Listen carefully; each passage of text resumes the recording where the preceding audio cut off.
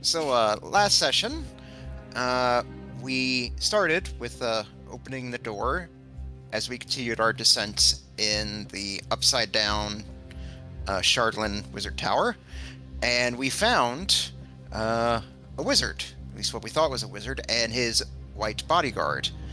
Uh, Turns out it was not actually a wizard, it was actually a simulacrum of the same wizard named help me pronounce it. Dazan or Dazan. I wasn't sure which. Dazan. Dazan, thank you. Dazan. Uh, they had been there for a couple of weeks. His creator having gone off into Icewind Dale, trying to find some adventurers to help him. Yeah, turns out that it was actually that wizard we'd heard about that'd been burned at the stake. Yeah. But Simulacrum told us that his creator uh, found out that there was this room at the bottom, I guess, relatively speaking, the bottom of the tower, where a creature with a living life force could activate it and turn an illusion into a real humanoid being. So we agreed to help Simulacrum with this. In exchange, they gave us this strange guardian necklace that we found out what it was after Kia analyzed it. I've got a hold of it right now. Not attuned to it currently, but it does seem pretty useful. As we were talking things out and learning about his membership in the Arcane Brotherhood and the others that belong to it, including the Tiefling that I've been looking for, Avalis scouted out the next floor down and found a bunch of basilisks, describing them in increasingly more complicated ways. But helpful detail. Yes. That remains to be seen, but whatever. Damon did what he did best and just screamed really loudly, drawing them up. No, I didn't scream. I yelled and I raged. Yes, and those things as well. To bring them up here, we engaged in battle with them. At one point, one of them grabbed Alicia and brought them down to the next level down, and eventually, and almost turned them to stone, though thankfully they did manage to resist that. After fighting them off, we did make our way down to the next level, and I believe we ended with starting to harvest from them, and you did manage to get a few things from them. And I believe that was where we left off. That's correct. Please take a point of DM inspiration.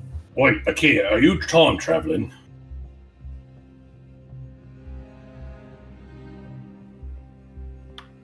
No.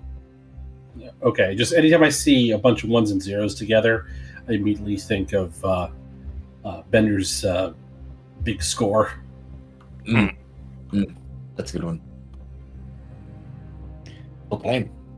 Well, typically, this is when we would do our Factspiration, but I was sent a very interesting idea, and I wanted to kind of try it out by Gaiman's player, David, and I thought this would be an interesting way to do it.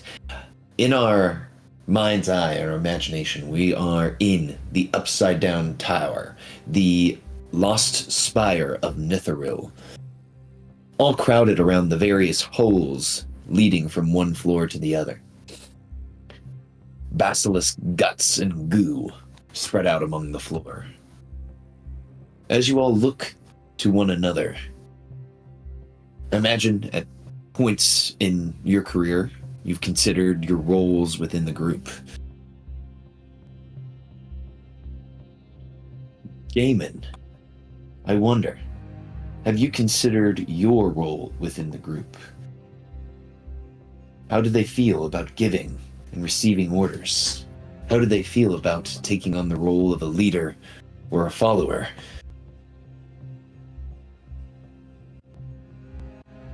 And how would they respond to everyone else answering this question? And then we can start it.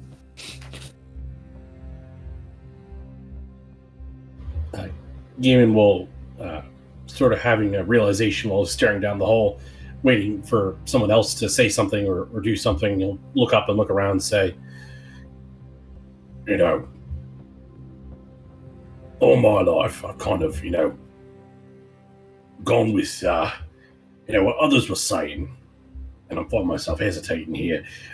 Not out of fear, mind you, but just, I don't know, don't want to ruffle feathers, don't want to, run off half-cocked, too badly, although I have a bit of a reputation for doing that. And also kind of thinking about, some of the things I've said to you all about, my future plans and goals, about wanting to, make changes within the communities we serve. And I like to think that I'm, growing as an individual and, learning, when and where to, step up, take charge, things like that. But, most of my life, it's been, going along with being told, go here, do this, do that, what have you. I have to say I'm a bit of a follower, although I'm trying, really trying to, be more of a leader.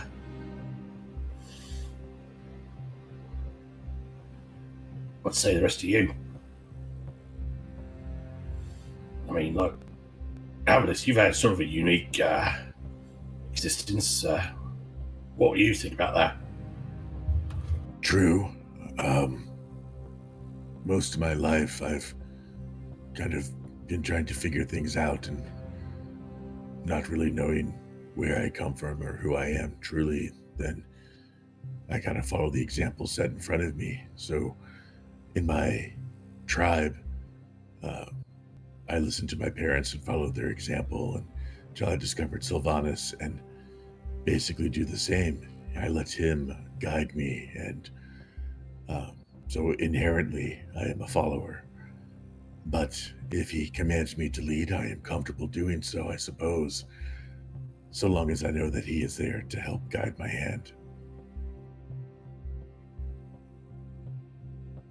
Yeah, but I mean, just because you believe in a certain god, you worship a certain god, I don't know if that necessarily makes you a follower. I mean, is a god always going to tell you exactly what to do every second of every day, or is it more of, they make suggestions, like they whisper at you? More like that. It is often a whisper on the wind, a rustle of the leaves, things like that, a slight change in scent of the earth. Sylvanas works in those type of natures. You druids really go all in. I suppose we do. If you want, you are welcome to join me in my next rituals. We often pray to the Forest Father at all times. He responds best at sunset and in moonlight, so, plenty of opportunity here still. With well, I mean, darkness, yeah, but I don't know about knowing the exact sunset or, the moon. I mean, we can't, Plus, I don't know how Tempest might feel about that, but, maybe. Sylvanas is one of sacrifice, but never blood sacrifice. The material we sacrifice comes from the earth. Well, like no, I mean, Tempest is not always about blood. It's about, victory, about glory, too. But I'm going to take your point. I know that Sylvanas has no issue with Tempest, or I would have felt it.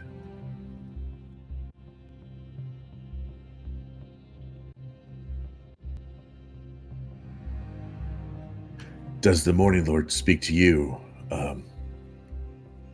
And do you feel yourself called to leadership, Alicia?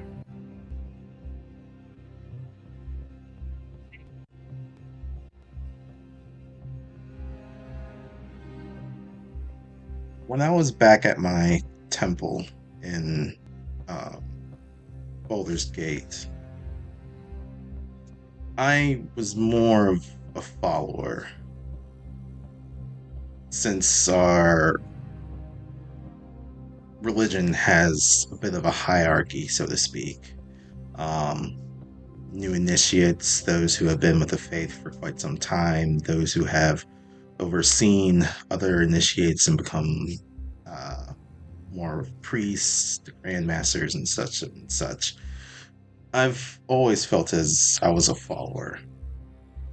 But coming out here to Icewind Dale, to this, well, to be quite frank, remote, cold ass place of Faerun, um, but also overseeing the town of Targos, I've had to step into more of a leadership role, having the responsibility of so many under my light, so to speak.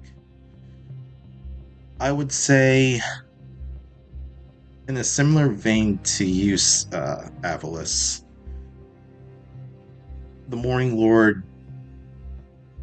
I look to the Morning Lord when I am indecisive or when I have things that I need to kind of work out. Um, but if there's, this is a difficult thing to put together. I try to trust my own judgment where I can. And if there's parts where I falter, I turn to the light to see if there is a path that will be illuminated before me.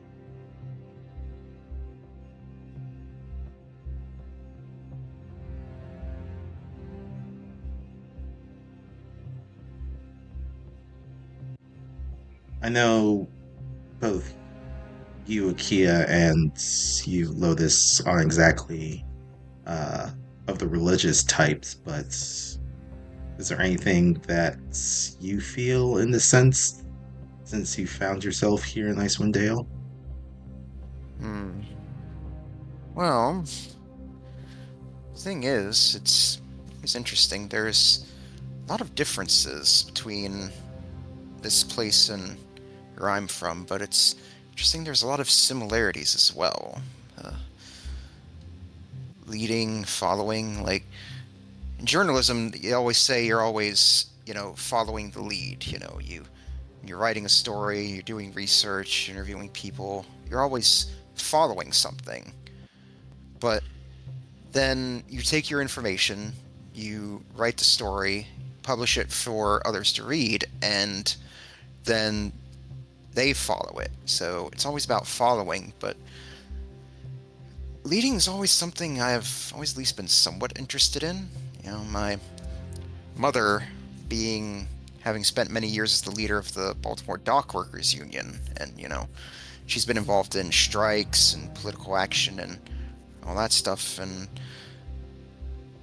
I've always wanted to do something like that, but she's even told me that, I don't always have to feel like I need to be on the front line with that. I can always, there's roles for everyone. There's a place for everyone, and, giving information and inspiration to others is just as well. And you can inspire people to be leaders themselves, even if you can't be.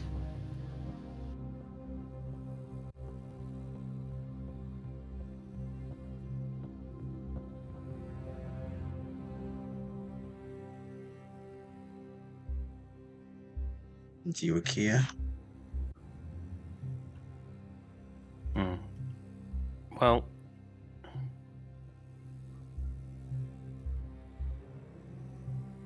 I feel like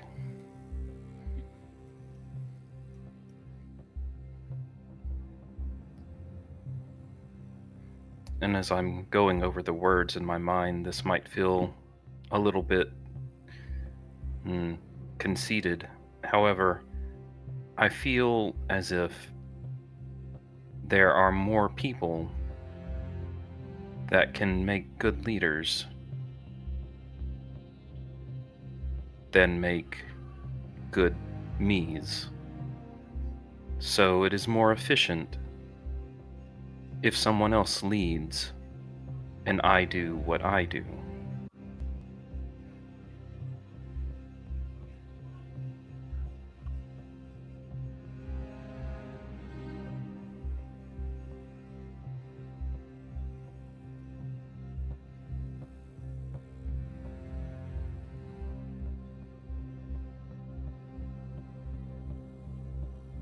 As you're all standing around the fire you've all earned Faxpiration.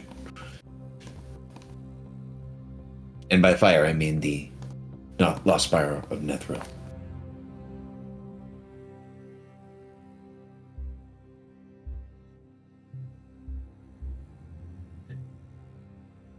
During this time, I'm going to... So do we want to spend an hour for a long rest? I can probably get us up quicker with a couple of spell slots. OOC, I definitely think we should try for a short rest. Because we all have all of our hit die. Hit die is sort of a metagaming sort of thing. I don't know. How do you say, I have lots of hit die in character? You know what I mean? I have lots of bandages, medicine, and supplies. We have a lot of vigor and resources that we can take to recuperate for a while. Well, I don't know about a lot of you, but I've got a lot of internal fortitude I can draw on to, man up and really get ready for the next fight. I believe I can repair myself if I have an hour. Right. Then, We yeah, can I'm stop good. for a moment. I'm good for a short rest. I guess we need to update how many of those basilisk claws and scales we have after all the... Because we had 1 claw and 9 scales, and then we did the other 3. Yes. So what you have learned is, from your much better checks, the claws and scales are pretty cool. But what is actually useful is the basilisk's eye, the gallbladder, its actual hide itself, and its teeth. And you guys have now a fair amount of them. Would you like me to put your numbers of those onto a Kia sheet? Yes, please. Yes, please. Okay. So you now have 3 basilisk hides, which I now just put a basilisk hide onto your sheet. Or at least I think I did. Yep. You should have 3 of those. You're going to have 3 basilisk gallbladders. You're going to have 3 basilisk eyes. And get this, 15 basilisk teeth.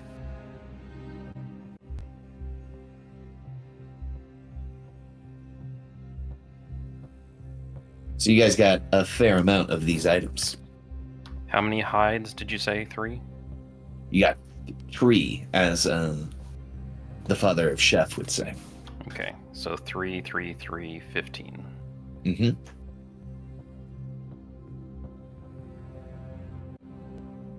But definitely not 3, 50. Excuse me, 50. On top of the whole, Dazan's simulacrum and Krentos will ask, not in unison, because that would be weird, but kind of one at a time. They would say, so, do we all need to go down the hole now? I think... also, we had scales. Is that a separate thing, or was that part of the hide? That was part of the hide. So your checks were pretty low in the before time, but they were pretty high in the time on Discord. So that is why you were getting the much better drops now. Okie doke.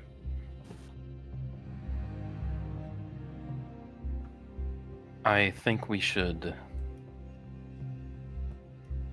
set up a safe area and take a short rest while we repair.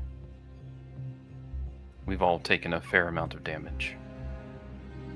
Well, what do you propose? Like climbing up towards the top? I mean, obviously not leaving, but I mean, yeah, with the Red Yeti lurking about, is this really safe?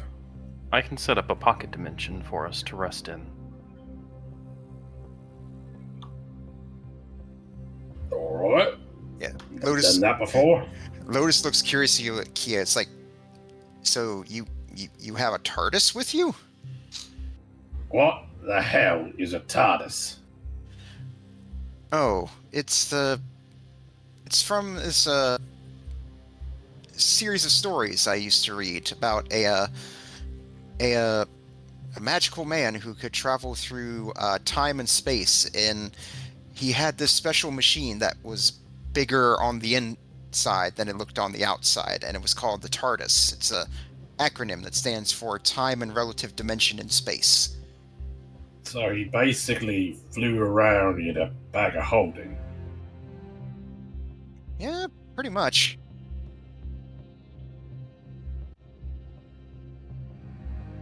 Avalis, can I borrow your rope?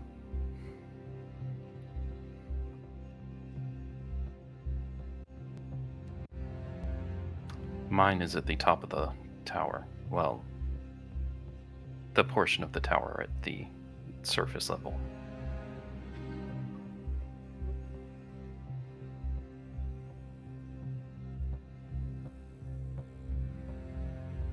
Assuming Avalis lets me borrow his rope, I will cast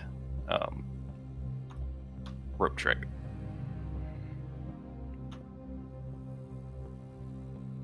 And I guess in case we get some wandering monsters, I should probably be on the map to set that up in a particular spot, because that might matter later.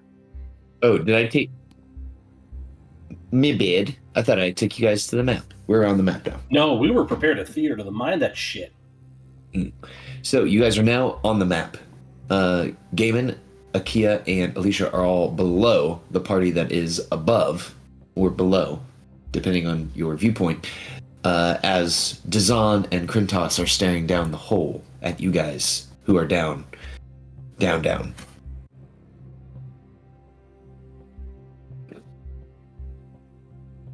The hole was like right above where Gaiman is, correct? Or It's like right here That's correct. in the okay. corner. Then I'd probably like to set up the extra dimensional space here, in front of this doorway. Speaking of which, if I haven't completely destroyed the door, I'm gonna close it.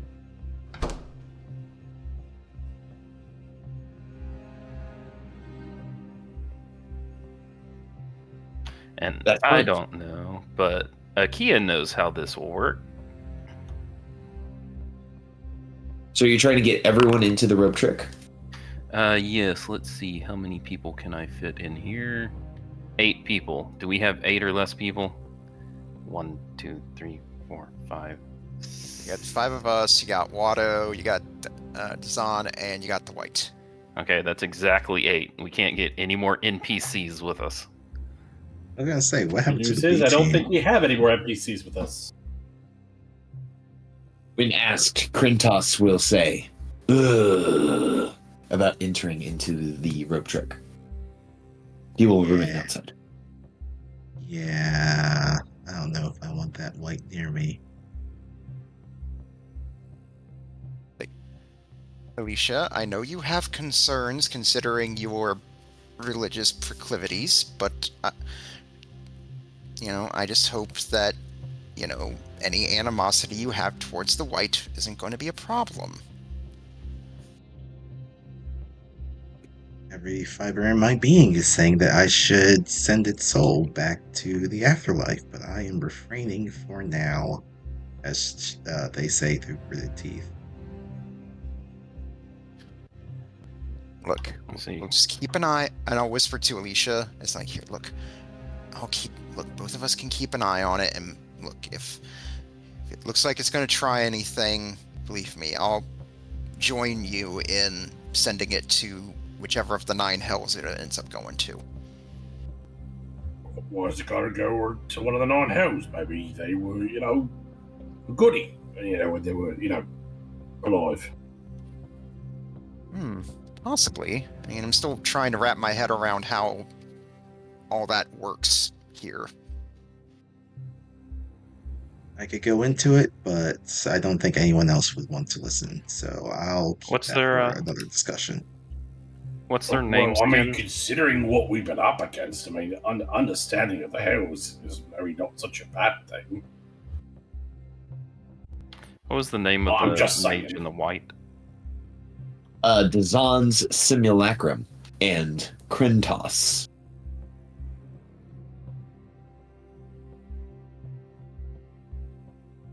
Is their names. And Krintos, the white, will remain outside of the rope trek to stand guard. There you go, problem solved.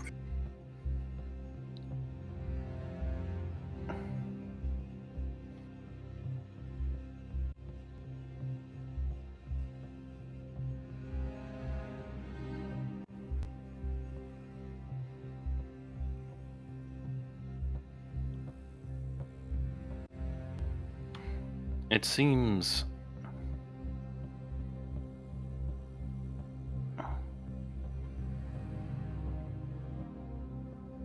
wrong.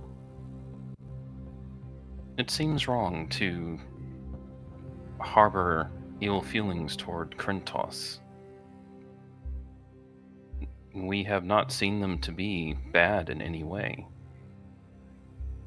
This is I don't not understand. This is not on the aspect of good or evil or bad or good or anything of that nature. It is the act of undeath. It is a break from the natural cycle of life and death.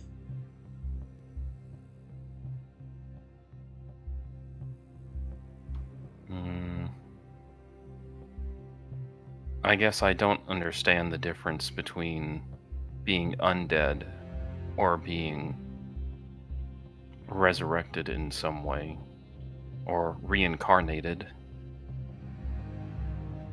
It is a very fine line. Normally, in the circumstances, well, I would like to say, if I am reviving someone, or someone was to be revived by a certain faith or anything of that nature, it's usually out of the aspect of that person still has more to do to contribute, so to speak. Hopefully that is in a good way that they are doing so. But most of the undeath that I have seen has not been, well, okay, I know I just said it's not usually for good or evil. A lot of beings that utilize undeath do lean more towards the evil side of things. As we heard back in the shop at Brinshander, one of the demon lords of the abyss, Orcus. He is the epitome of undeath. His goal is to eradicate all life and convert it to undeath.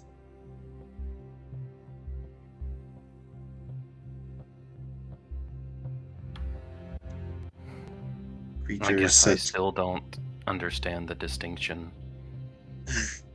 it is a very tricky subject. I just know is the difference between being undead and alive, is it a matter of the soul, or is it like a question of intent or will?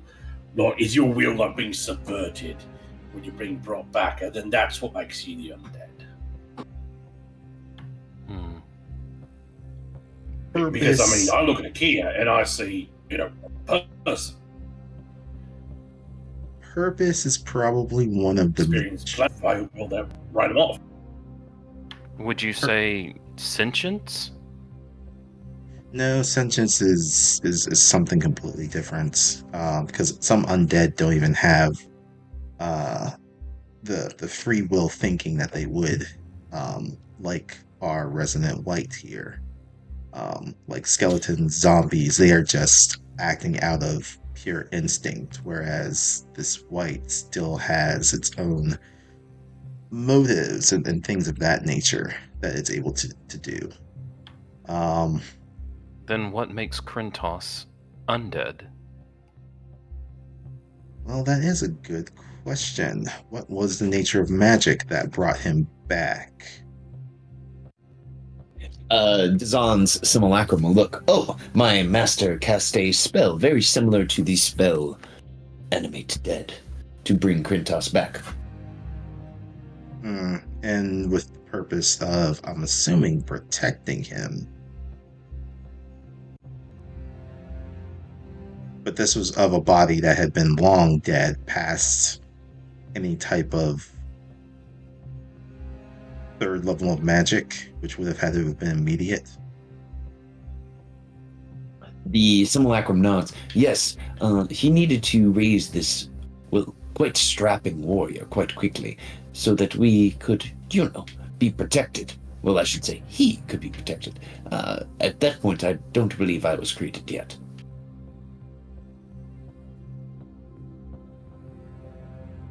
Abolus, I cannot hear you. If you're Oh, I'm not talking. I'm just on chat. Okay. He's hoping and Also, waiting sorry, for more Pokemon to show up. The intention was for everyone to be down there so we can go into the rope. I'm not down right? there. So if we're down there, Lotus and I are stuck up. It's like, yeah, I don't have a light, so I don't see anybody up here. You Oh, all wish to travel down the hole? The simulacrum, the White and Watto are up here with us, Lotus, apparently. Or at least their tokens are.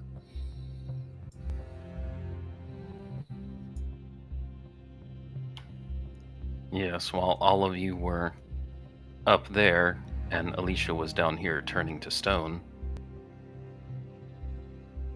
The intention was everyone was going down the hole, and then we would take the short rest in this room.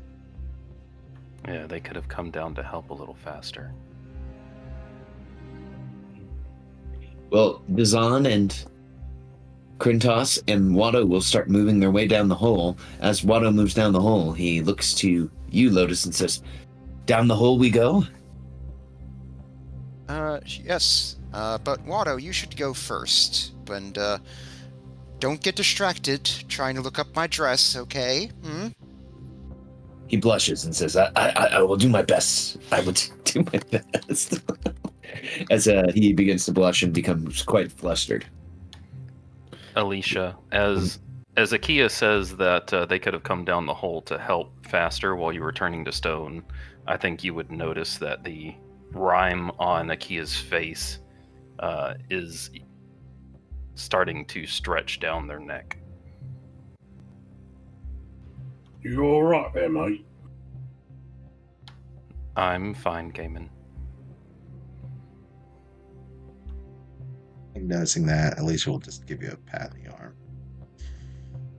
Oh, quite all right.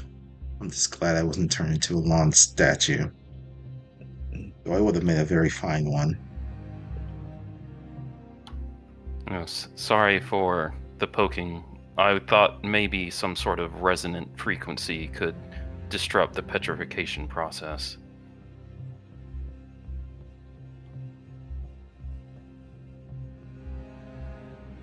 All is forgiven. As the rope travels up into the air, and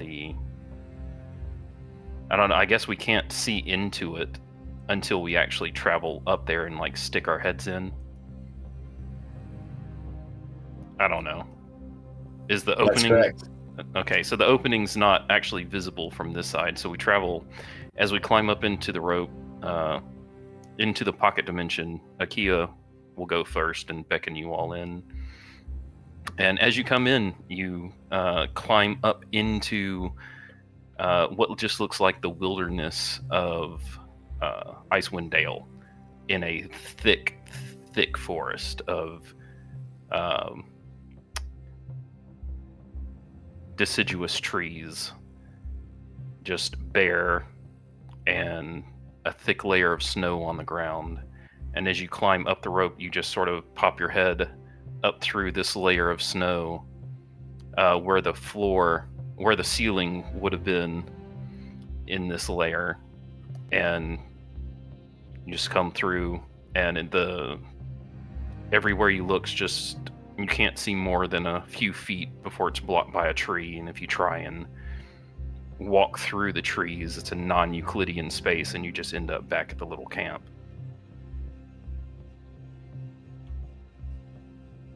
And even though there's snow, it's not actually cold.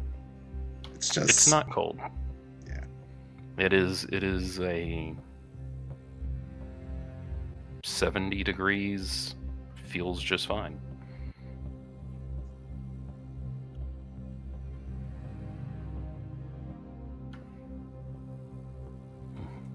There is no sun. It is a completely empty sky. No clouds, no sun, just sky. At least we'll climb up and then we'll sit down somewhere. Yeah, Lewis will climb up and find a spot with Watto. She'll just take a seat and relax, and as she usually does, just take out a cigarette and just light it with prestidigitation. Just take a long puff. Do you have to do that in here? I mean, this is a pocket dimension after all.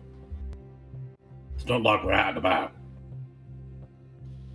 It's like, Gaiman, we all have our vices, all right? And at least this one isn't going to make me hallucinate that I'm talking to a towel.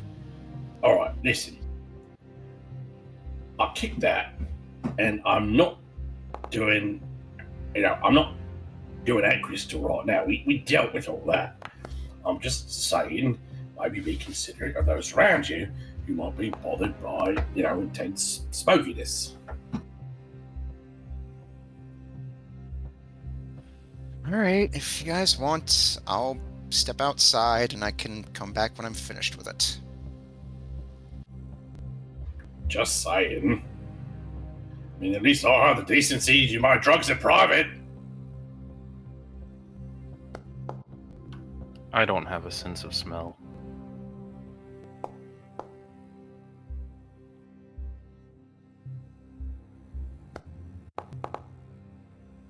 I'll say one of my friends back at the temple is quite a smoker as well, so it does kind of remind me of them. Hopefully they're doing well. Yeah, you did mention that temple, a place called Baldur's Gate. I remember came across the name quite a few times in some of the books I read in the library, but it does sound like an interesting place. Reminds me a lot of the city where I came from, actually. It's what's the term? Metropolis? City on the sea. Many people come and go. Has its acquired taste, but I came to like it when I was still there. She takes a puff from the cigarette and says, yeah, the city where I'm from, Baltimore, was a lot like that. It was a city on the sea, port town. In fact, my mother, before she retired, worked as a bookkeeper for the dock company and was actually in charge of the dock workers union there.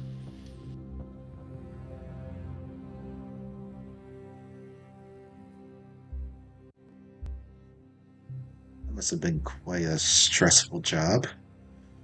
If it's anything like some of the sailors that I've known. Oh yes, definitely was from what she told me, and she was definitely involved in a few strikes over the years. In fact, a few where her and the other workers that were striking had actually come to blows with the local law enforcement.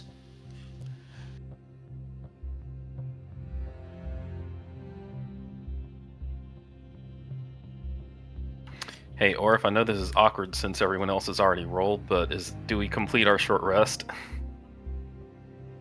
You complete your short rest. I had already rolled for that, so I just was letting it roll.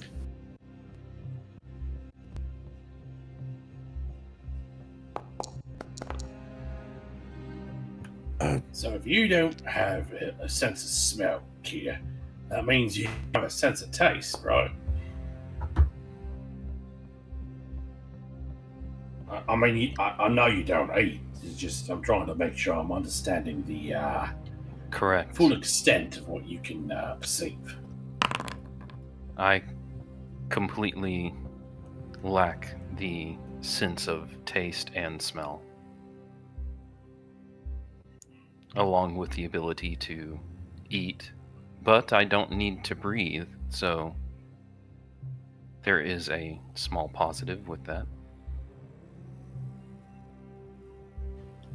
I mean, I could certainly see how that would have advantages, but I don't know. I mean, It helps for underwater movement, and if you're surrounded by poison gas, not needing to breathe is nice. well, I mean that goes without saying. It's just, I guess I sort of take for granted the fact that I can, taste what I'm eating and drinking, and I can, appreciate, whether a leg of mutton is cooked just right, or whether it's like overdone and just like charred to shit. I mean, don't get me wrong. I mean, I'm not knocking your abilities. It's just No, having experienced certain things. I mean, I don't know how I feel if I couldn't experience them ever again. Avalus has actually offered to use a magic spell that would allow me to experience those things, and I plan on taking him up on that when we get the opportunity. I also found something.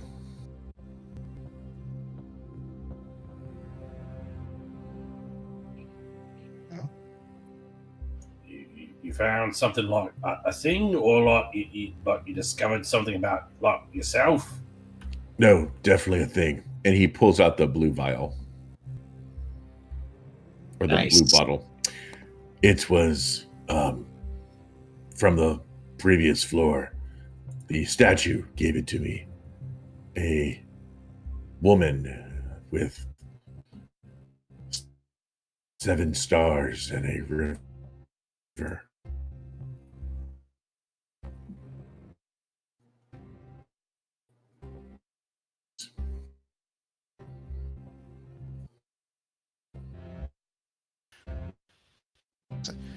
We'll see. Right. Who Is- I don't know that is. who that is.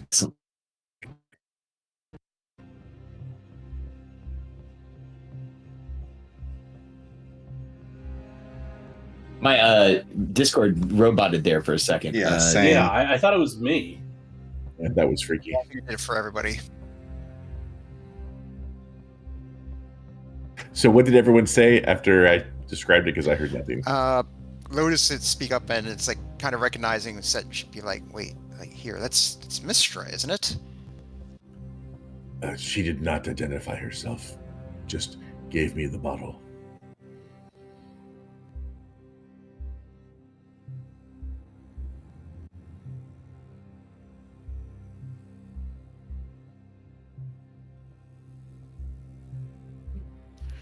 Let's see. Avalus, hold up the vial for me, and she'll tap the side of the Flavy mask, looking at, say, Flavy, analysis. I will discuss Beginning scan, and your mask will reveal. This is indeed a magical potion. I am seeing strangeness in the potion. It looks as if it might change the person who drinks it. I do not sense any negative energy coming from the potion. All right. Flavy says that it's a magical potion of some sort. No negative energy, and says it does some sort. So, and possibly has transmutive properties. Well, I could already turn into other creatures, so I don't know why she would give it to me. For more information, we will need to identify the item. A application I am unable to do. What about the ghost guy? And he points to Dzan's simulacrum. Let me see. Let's see. Identify? Oh no. as a simulacrum, I cannot change the spells that I currently have, and that is not a spell that I currently can cast. I could use magic missile upon it. Would be helpful. Yeah, I don't think that's really going to be of use to us, but definitely something to keep in mind for use should we counter that red yeti. I'll identify it after I finish repairing. Also, during the short rest, I would like to go ahead and attune to the Shield Guardian amulet. Awesome. So, the Shield Guardian amulet, when you attune to it, immediately activates, and you know that you and the Guardian are on the same plane of existence. You even know the exact distance and direction. It was in my pocket dimension the entire time. No, that would be weird. Hold on, I have to activate the town map.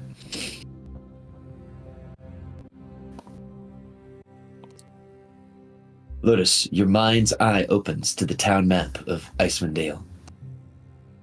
You know that the Shield Guardian is right there. God damn.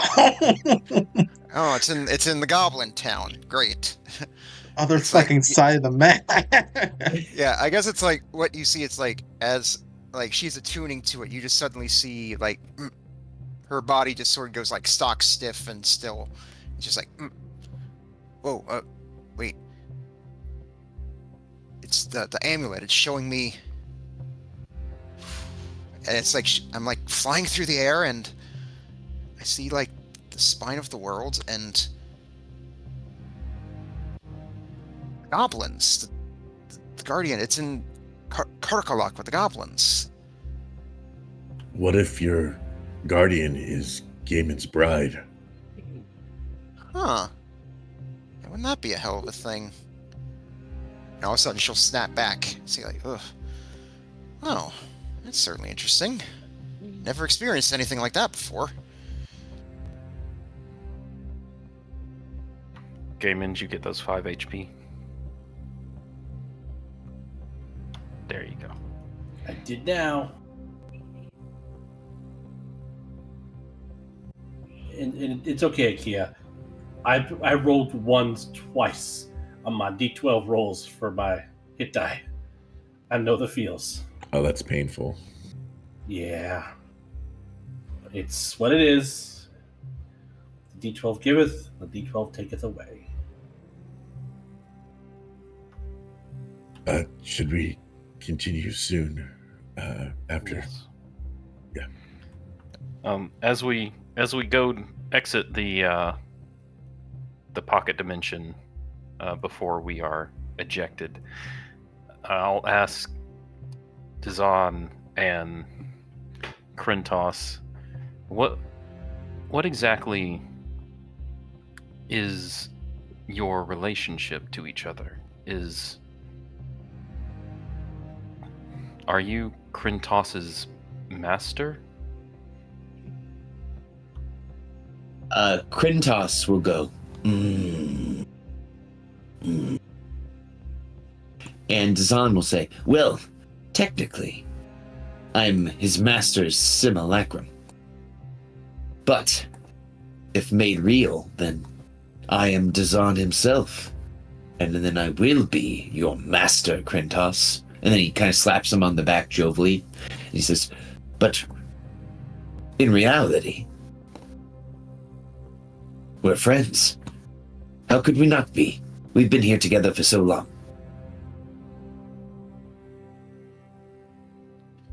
Krentos, is that how you feel? Krentos will look grimly at you, Akia, and say,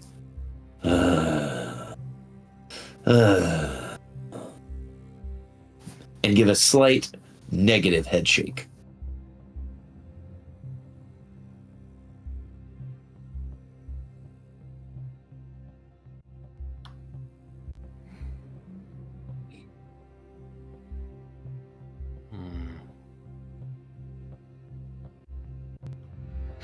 As we continue on, Akia will go to Alicia. Alicia, I don't think Krentos is of their free will.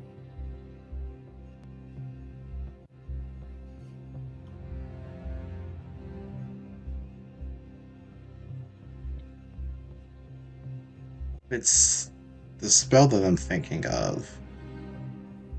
Animate undead. Technically, he would be under the control of Dazan, the real Dazan. So, what I had meant by free will, it was more of the difference between, say, a skeleton and or a zombie and a white would be more of what is going to be using its instincts. Zombie and skeletons are just going to do what they do, but the white will have a little bit more calculated thinking in what it does. I think that's more of the differentiation that I'm trying to say. It will know when to retreat, when to defend, when to reposition, as opposed to a skeleton or a zombie, which would just throw itself with abandon.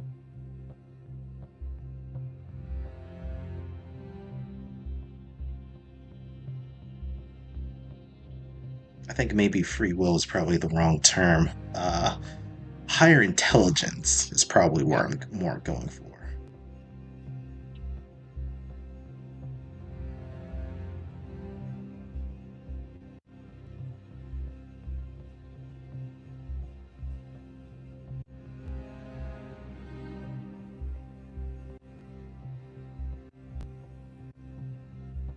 Would that answer your question? Sorry, yeah. People needing me at the exact moment. Oh, no, it's all good. Sorry. Did you did do did you do identify on the magical vial while we were resting? I forgot. Yeah? Do you identify this vial? Yes. Googlies? Yes. Okay. This vial is a transmutative potion. You believe whoever drinks this vial will permanently gain the ability to cast the minor illusion cantrip and once per day cast the major image spell.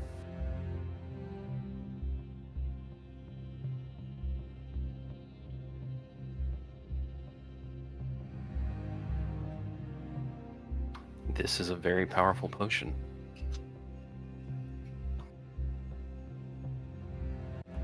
Do you think she gave it to me for a reason, or was it just random because I interacted with the statue?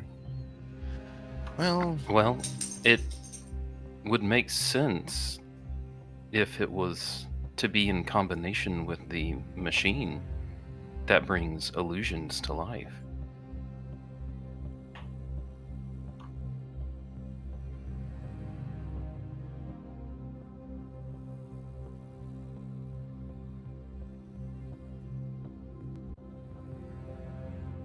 Perhaps it was meant as sort of a key for those purposes.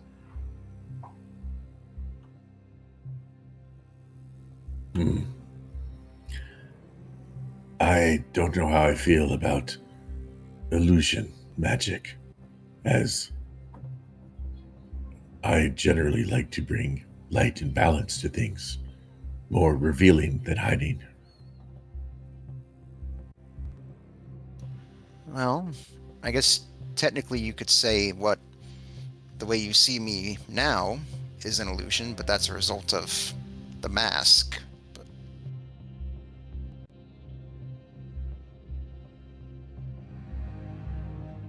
And I mean, that vial, I mean, would it really be a key, or might it be more like a clue?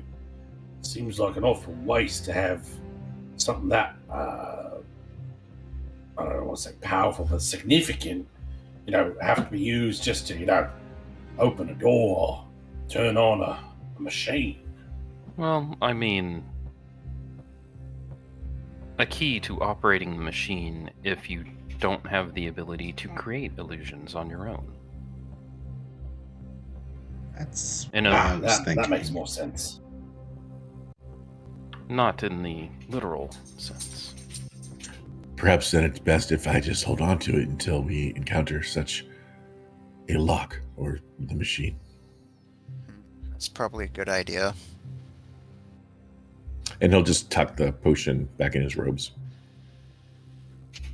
Though, I will say, this talk of illusions and bringing them to light, that has me thinking something. Akia, I can disguise myself as well. Like, what if I used that to disguise myself as what I looked like before I came here, and then we activated the machine? Would that work? Possibly. I've also had that thought. I've also had the thought of creating mirror images of myself and then having 4 Kia 13s. Yeah, I thought the whole thing was that it turned, right, you were saying illusions, real. Yeah. But would it transform the illusion, or would it transform you? Because you yourself haven't changed, you're just changing how you look to the rest of us. That is interesting. I wonder if there's anyone who could see what I look like, what I look like underneath while I'm wearing the mask. I found something in this room. And then here, and it's like, here. Oh, what is it, Akia? It looks like a as you dress. enter this room, let me tell you exactly what you see.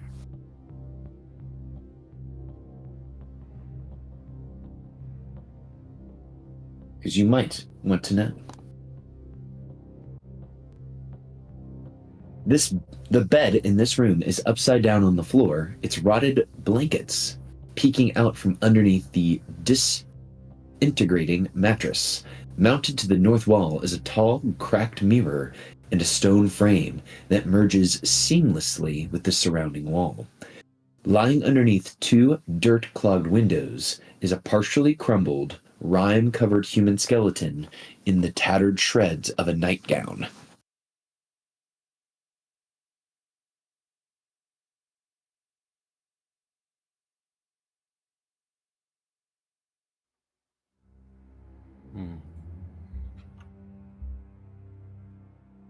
Should catch up. The room appears to be kind of undisturbed, save for those things that you have seen.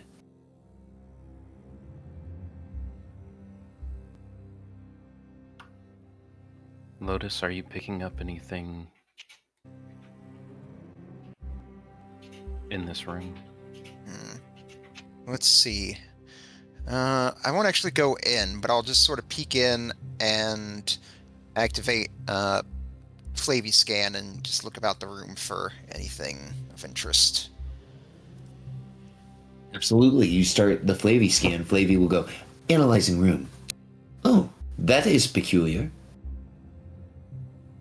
There appears to be a object behind the bed, not visible in the normal vision spectrum. Interesting. Here. I'll sort of lean up to Akia and says, Flavy says there's a sort of a secret door behind the bed. But it's hidden to the naked eye.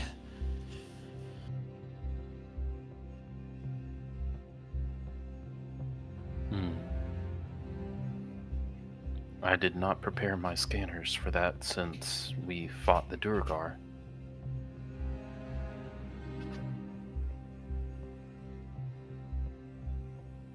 Gaiman, maybe we could just feel around for something. So you just want me to feel around in the room, see if I run into something? That might be our best recourse. Unless you can smell something. I mean, I really hope you would say that, Avlis. No, I'm not going to be able to smell something, mate. Yeah, I could feel around. And Gaiman will start doing a mime impression. So in the room, the things that you can see clearly, the bed, the cracked mirror, and of course the skeleton in the nightgown. You heard Flavy point out that there is something behind the bed.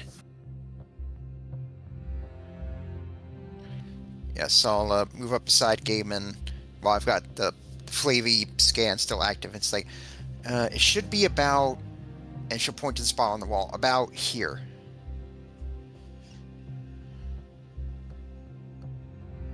Gaiman will reach out with his hands to see if he can feel something. Absolutely. You begin to feel what feels like a leather-bound box. I freeze, thinking maybe it's a mimic. Oh, shit. You wait a moment, waiting for the acidic spittle of a mimic to begin lapping at you, but you only feel kind of cushiony leather. As your hands kind of trace it, you feel the familiar touch of a chest, or perhaps a coffer in your hands.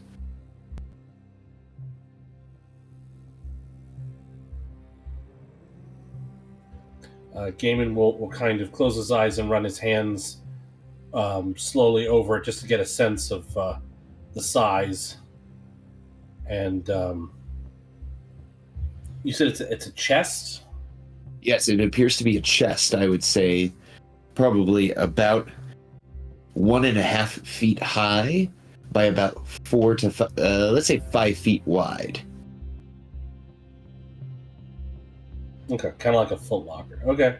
It's a big chest. I was thinking like 34th C. Don't make me start thinking about titties. We got to play D&D. Come on. Come on, we gotta play D&D, guys. Stop thinking about them titties.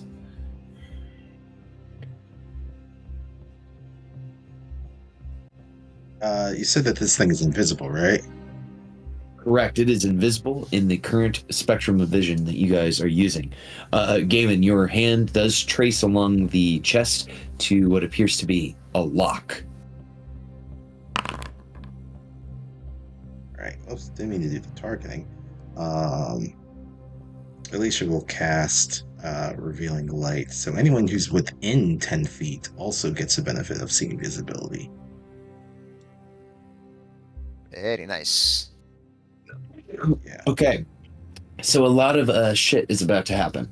So number one, you see that there's an invisible chest, and everyone else sees there's an invisible chest in Gaiman's hands. You also see, floating around the room, are a bunch of things that look like this in the invisible spectrum. Oh. What the fuck? Yeah, Lewis will jump back a bit like, oh, what's that thing?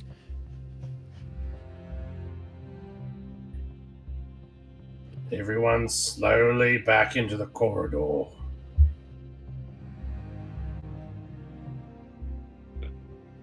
Maybe they're like the Chewingas. We don't know that. We're not going to be hostile. If they're going to fuck around, they'll find out. It won't be us. Are they moving at all? They are just simply kind of bobbing and floating right now as you guys are moving throughout the room. Those who have incredibly high passive perceptions do notice as you're making your way out of the room that the skeleton that seems to be wearing the nightgown, as you look down on your way out to make sure you don't bump the skeleton, appears to have a brilliant silver necklace around its neck. Oh. Hmm. Now, Gaiman's still holding the chest. As he's making his way towards the door, do they sort of move like maybe if he crosses the threshold there, we might have a problem? One moment here, I might have missed. Let's see, can you pick up the chest? So you can pick up the chest. So as you pick up the chest, you can tell, because you are a connoisseur of lifting up heavy things, that it weighs 25 pounds. So it is a hefty chest, but not something that would slow down Gaiman. You lift up the chest, and you begin to back out of the room. The creatures that are floating throughout the room do not seem to activate or mind you moving the chest. All right. In that case, I'll stop before crossing the threshold and I say, Kia, yeah, just for your own safety, mate. Maybe you step out first and then I step out last. In case moving stuff, sets these things off.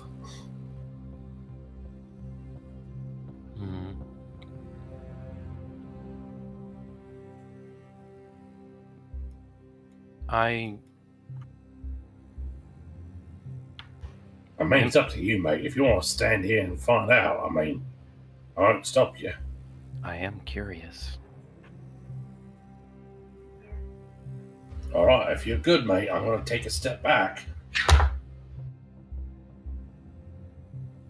And Gaiman's going to slowly step back out the door. Excellent. As you step back out of the door, nothing happens. Well, that's a relief. Probably best to close the door then, just to be safe. Well, Key is still in the room. Are we Well, once we're all out of the room. just of course. going to leave the skeleton here? Well, one thing at a time. I mean, we've got this chest. It could be something useful, like an explanation of what those things are. As we take a step back and have a moment, can we do a check to see if I might know something, or if someone might know something about what these creatures are, or if they're creatures at all? Yes, because you can use the powers of that see invisibility feature. You could make a monster research check upon them.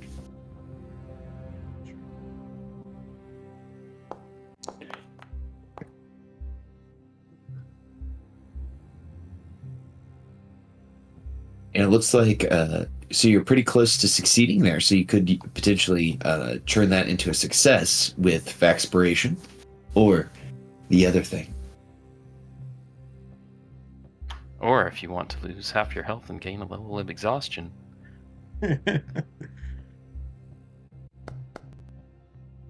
No, you wouldn't have both. It's one or the other. Likely half my health, though. Okay, so Akia did make the check. That is a success, critical success, because he did nat 20. These creatures floating in the air appear to be will-o-wisps, pieces of undead souls. You have fought will-o-wisps before, but these creatures appear to be slightly fiery, more so than the other will-o-wisps you fought. So you would know that these creatures can shock those with its spectral electricity. It can consume the souls of those that are near death, and it can turn invisible. I believe these creatures are similar to the wisp that the hag had with her. Of course. Don't feel like agitating them at this moment. Right. There's no need to upset them if we don't have to.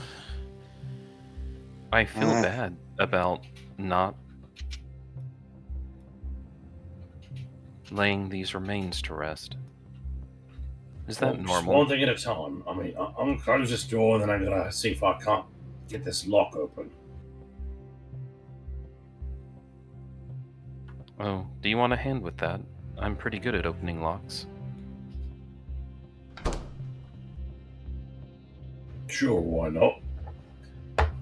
Gaiman will set it down on the ground and allow Akia to take a crack at the lock. I've got a plus a lot.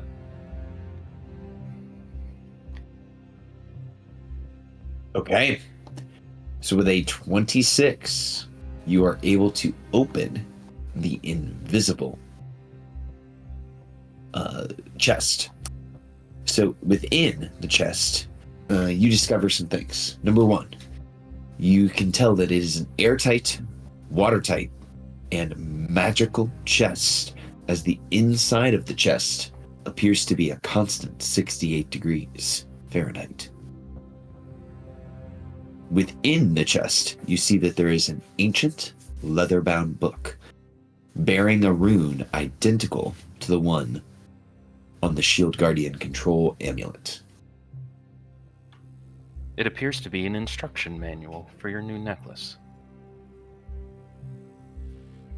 Oh, that would certainly be nice.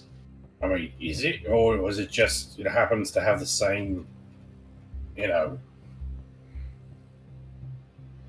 Either marking? that, or maybe it explodes when you try to read it. You never know with magic. Well, let's hope it doesn't explode. Oh, it might not explode. It might be filled with, some sort of arcane curse, where the more you read it, the more you become enthralled to it, to some sort of evil power or something like that. I'll sniff it for curses. You're gonna was a Good joke. call. You're gonna sniff the box. I can't Yeah. breathe. Akia's telling a joke. Is Akia telling a joke, or is Matt telling a joke? Akia's telling a joke. Okay, so do you guys lift the box, the book out of the box? Do you close the box? Do you throw the box back into the room? What do you guys do?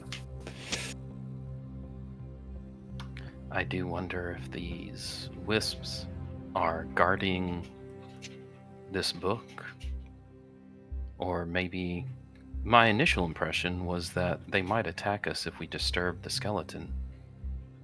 But it is possible that if we touch this book, they might attack us. Yeah, but I mean, we've got, have to get through a closed door. We bought ourselves a bit of time. And All if right. we want to, open the book and have a butcher's, I mean, we certainly could do that. All right. I'm going Because you to. scored a nat 20 on your monster research check, I want to tell you, you know that will-o-wisps have the ability to become incorporeal and move through objects. Right. If you want to share that, you can choose whether or not you want to share that, but you do know that. Oh, I was thinking maybe we prepare for the wisps to attack us, and Lotus can grab the book. Do we And have just- to open it now? What if we just do it when we're outside the tower?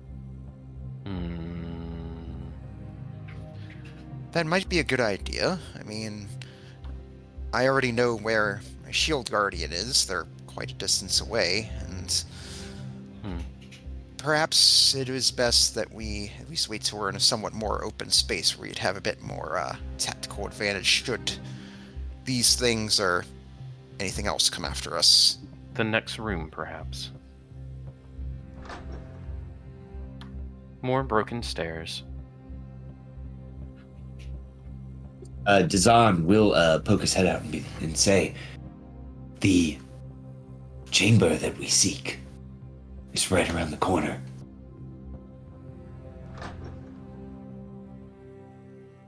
Okay, you open the door, revealing the walls of this chamber are inscribed with interconnected runes and marred with cracks.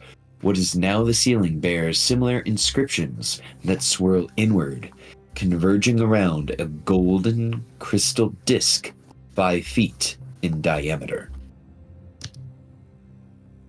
The Will-O-Wisp tells you.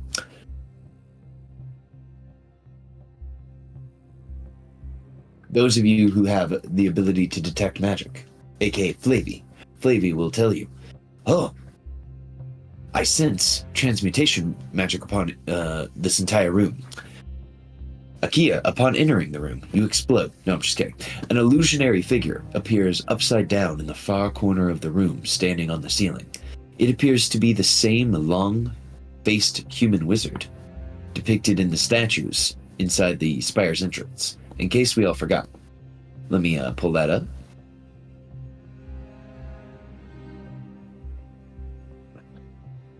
Oh, is that freaky skeleton with the beard? Yes. This guy. So there's an illusion of that guy in the corner. And it begins to speak in a strange language to you all. And it's animatedly moving its arms back and forth. Does anyone understand this language? Common, Druidic, Elvish, Sylvan, Yeti. Halfling, Draconic, Elvish, and Dwarvish. Giant or gnomish? Dazan Simulacrum will say, oh, drats. It's speaking the language of the Netherese. Wait, I think I know someone who can help us. Oh, Watto! Watto will come around the corner and say, oh, it's speaking Netherese. Hold on. I've studied Netherese in my time with the Cult of Grazd.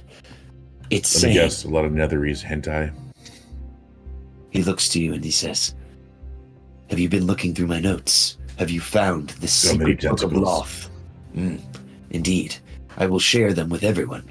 But first... And he gets his Loth hentai ready for you. But first, behold my masterpiece, it says. Here can illusions be made real. Shadows become substance. Create your illusion. Let it stand atop the crystal disc and watch my rune chamber do its work.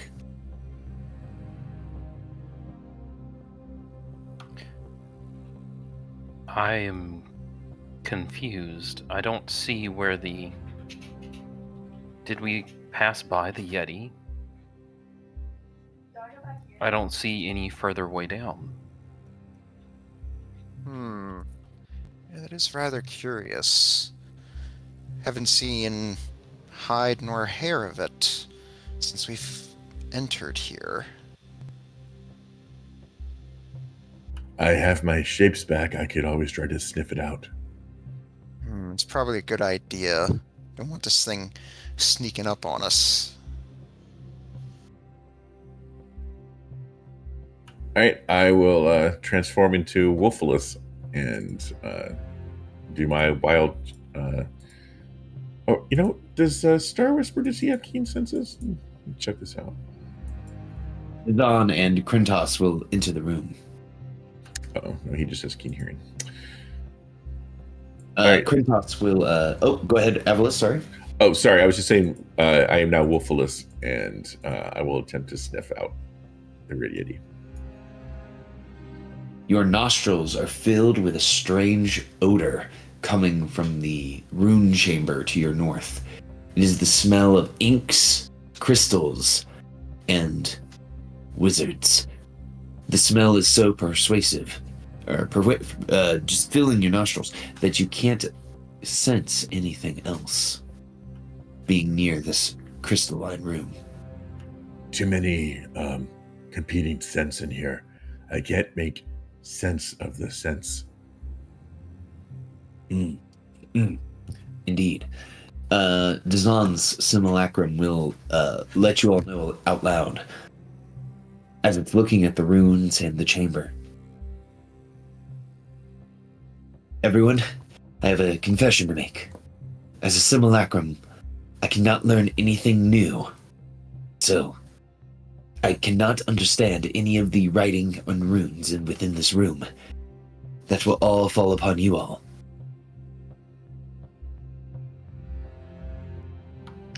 All right. I guess I'm going to start studying these runes. All So right. along with you, Right. Lotus will follow, and she'll have her notebook out and just start sketching them down. Orf, do we have B team with us? Currently, I believe you guys only have Wada with you, but we can put any other B team member in as we choose. Okay, because I was gonna bring in team Nerdesses with me, Danica and Shinar. Let's do it. They're here. They've been here the whole time.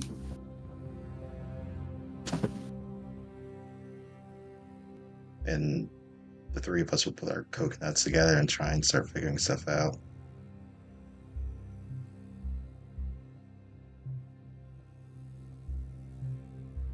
Absolutely. So what we can do here, we can get a combined, super powerful Arcana check in this room. So if everyone who is studying the runes wants to give me an Arcana check, we will see what you all can figure out about this situation.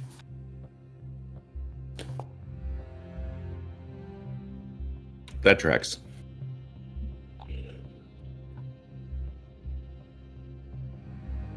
Would I be able to guidance this roll?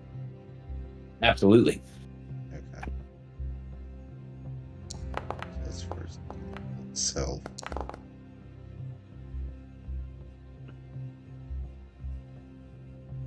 Guidance.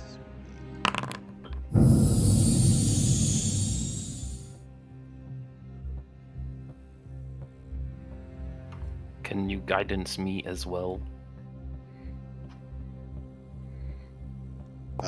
Would I only be able to guidance one roll or multiple people? I feel like that may be a stretch. If it's stretched, now guidance Akia's roll. I will say you can guidance yourself and Akia's role. You guys are just taking the time here to investigate this room. All right. Can I use a DM inspiration? Of course. Say as All right. Lotus is following you around, writing down the runes, she just sort of like you just hear her singing softly to herself. Everything is upside down when you're yelling, but you make no sound. Life is gonna spin you round. Ooh, get a little bit stranger. Okay, so here's what you all find out from Akia, because Akia was the only one who succeeded. The runes do indeed can transform, an illusory creature into a real creature. However, the rune chamber can't produce magic items, animated objects, constructs, or undead. A life spark is needed to turn an illusory creature into a physical one, acting much like a spark of electricity. It gives the room the jolt it needs to complete the transformation. The cracks in the walls have damaged enough of the runes to compromise the room's magic, which might give rise to unexpected results. That's what you have all learned from your investigation, and this investigation took roughly 10 minutes. Do I feel like I could learn more if I bump that up to a 30? You would not learn any additional information by bumping it up to a 30.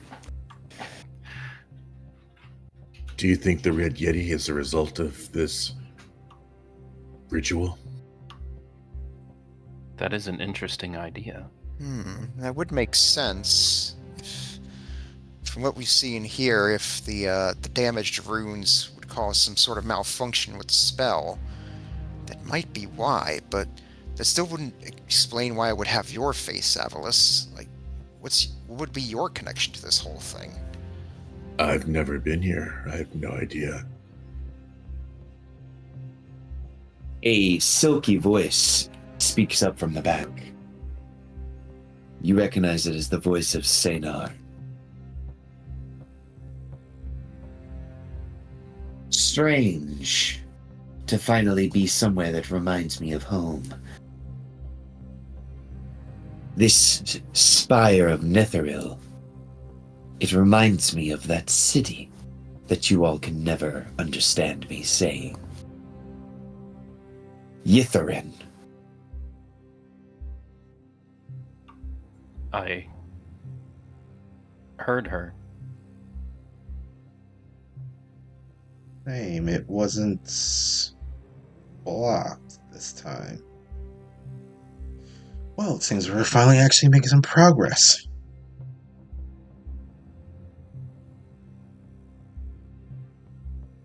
Maybe being sealed in a completely airtight, waterproof Shardland container is what we needed all along.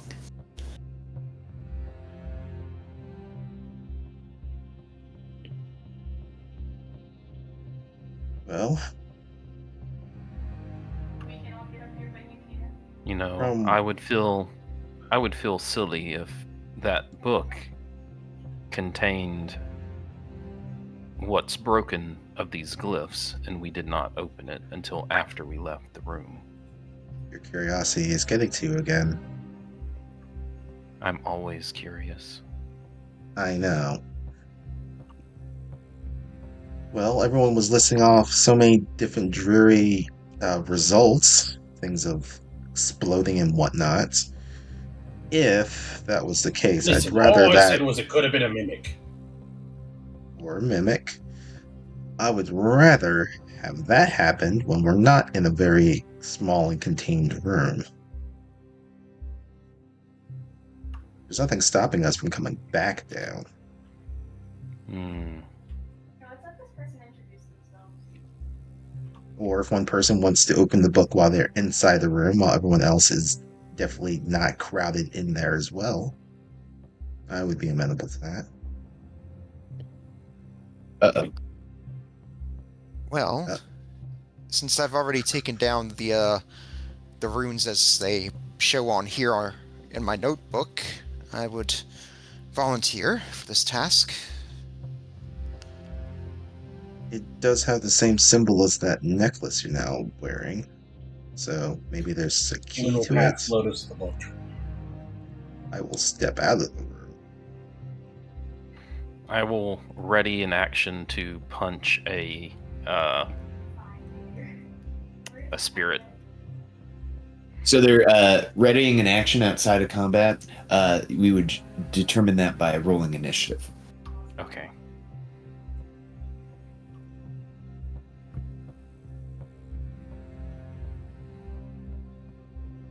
All right. If anything should happen, and for some reason we're cut off, I can always use Flavy to send a text message to you.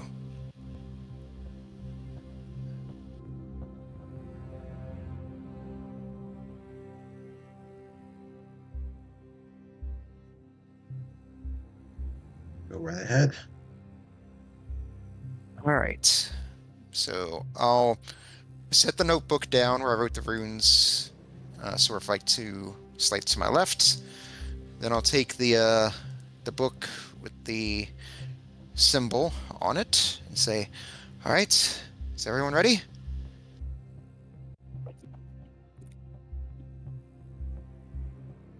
Watto and Dazan Simulacrum will give you the 9. A nod, excuse me.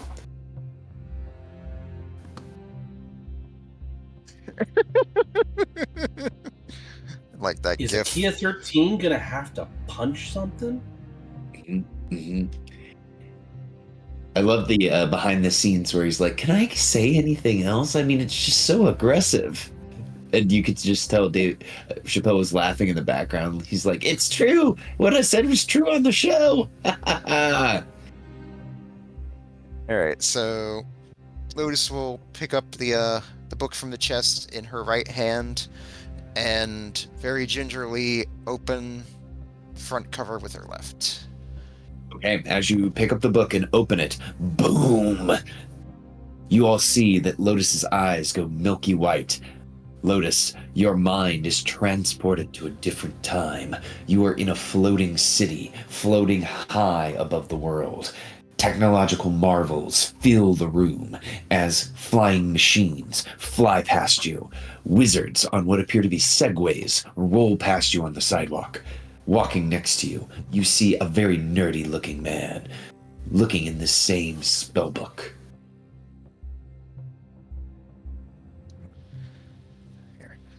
I'm just like looking around and I'm just like, hello? Hello? Are you there? I just like start waving my hand in front of him.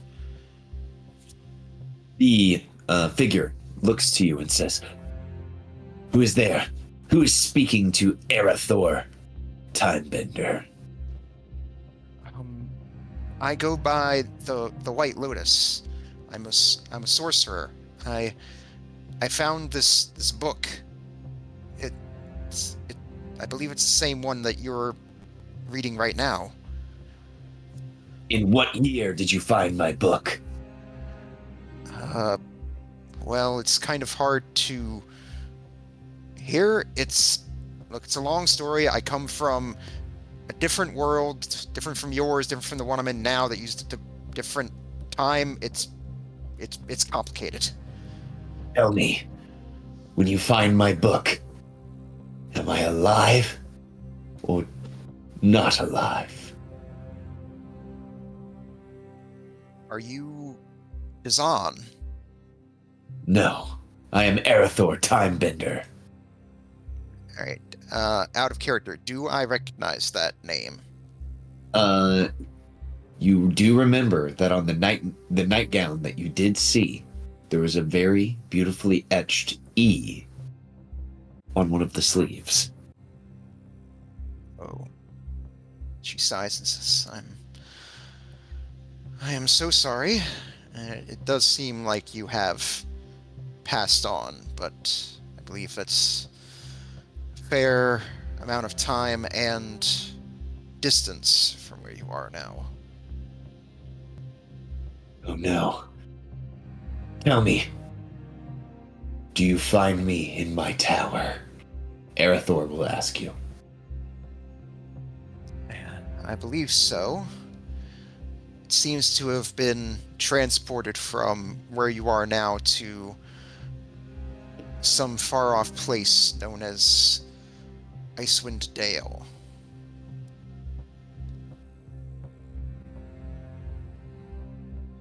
I'm going to cast a spell on this book now. Else, when this temporary spell ends, my book will be of no use to anyone, as it will disintegrate. I am going to transcribe the book onto you. Do you accept this term? Well, what? She looks very concerned and a little scared. Wait, what do you mean? What's it going to do to me?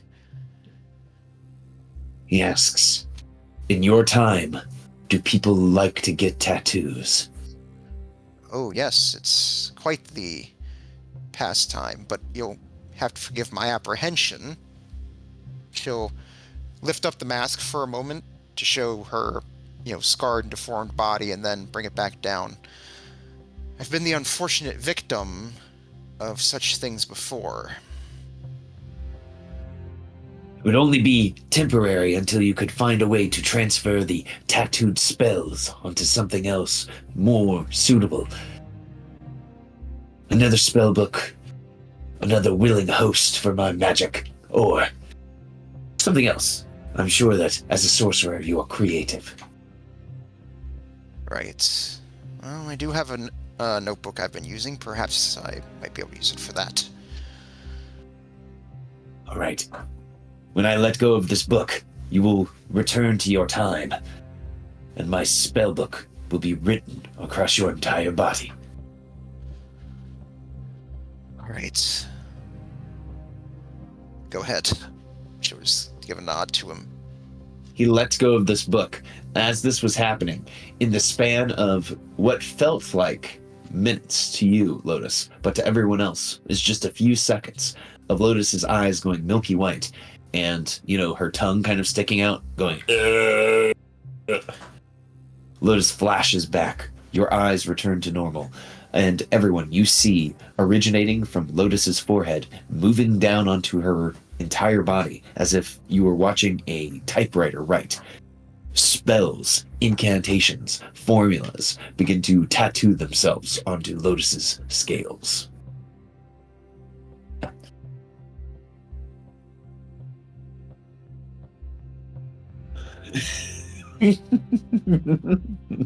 Mento. And in just a few moments, Lotus, you are covered in these tattoos. All of a sudden, she'll right herself and it's just like, and she just starts looking over them. What happened? I was transported forward? No. Backward in time. It was the wizard. I saw the wizard whose tower this was. This was his book, and he wrote everything on here, and now it's on me. The wizard, it was, and she'll point at out the door towards the direction of where its skeleton was in the other room. It was him. His tower, his book. Is the book now blank? The book has, in Lotus's hands, has slowly started to crumble into ash.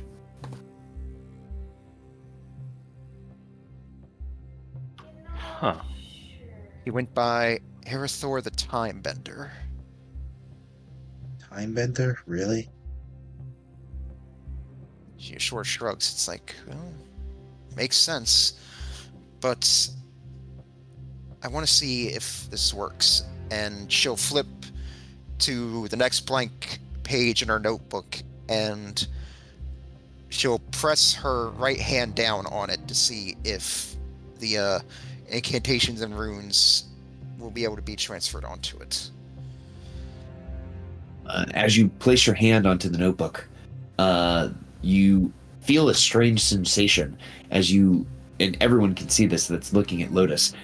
The words that are kind of on her palm are starting to make into a circle and are now almost making a trail down her fingers onto the page. But as the words begin to almost write themselves onto the paper itself begins to burn, as if someone was putting a match to it. Seeing this, she'll quickly pull her hand away, like, oh, okay, so I guess that's not going to work. So I might need a proper spell book or something for that. Maybe we need a more powerful, spell book or host. Dazan, do you have a spell book with you? He looks sheepishly and says, "No, I do not. My master, my creator, the real Dazan, has the spell book. I only have a few spells memorized at the moment. And I cannot memorize any more until I become real." We will need to find a proper medium for that. And out of character, knowing I've already used my Watto use for the day, still I'll turn to him and say, like, Watto, do you have a spell book or know where we might be able to find one? You know where we could find one. We could find plenty in Bryn Shander, of course. But until then, you might have to maintain this position where you have the spells written across your scales. The language is very strange, written in that same Netherese dialect. Shannara, you can read this, right? She looks at it. Yes. Ooh. If any of us were talented in the magics of the arcane, we might be able to drop quite a serious spell here, as she points to Lotus's forearm. Even the Netherese had a love for meteors. Wait, meteors is in giant rocks falling from the sky meteors. She nods.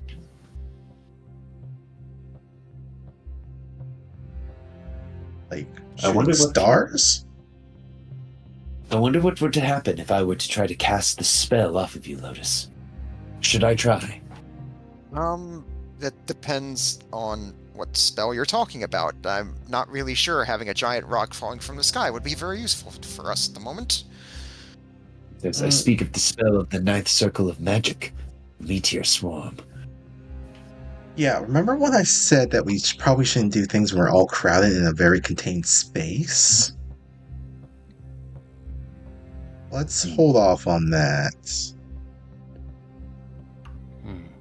But I also wanted to ask you a different question. Lotus, you said Arathor, the time bender? Is that name in any way familiar to you, Shannara? Looks to you. Yes, the name does sound familiar.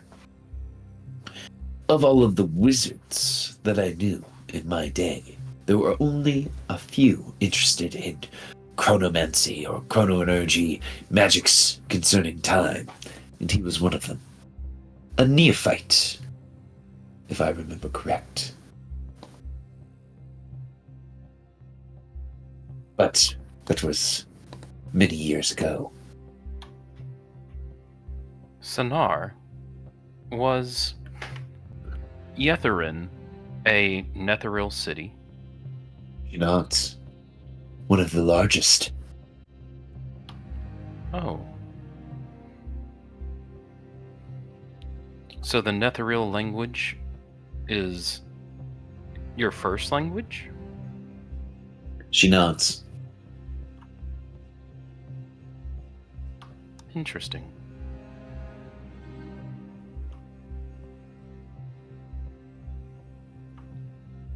Well, now I'm very curious about that silver necklace that's over the skeleton corpse. Though there's the whole bunch of lists to deal with. I also need to make repairs to this room before we can use it.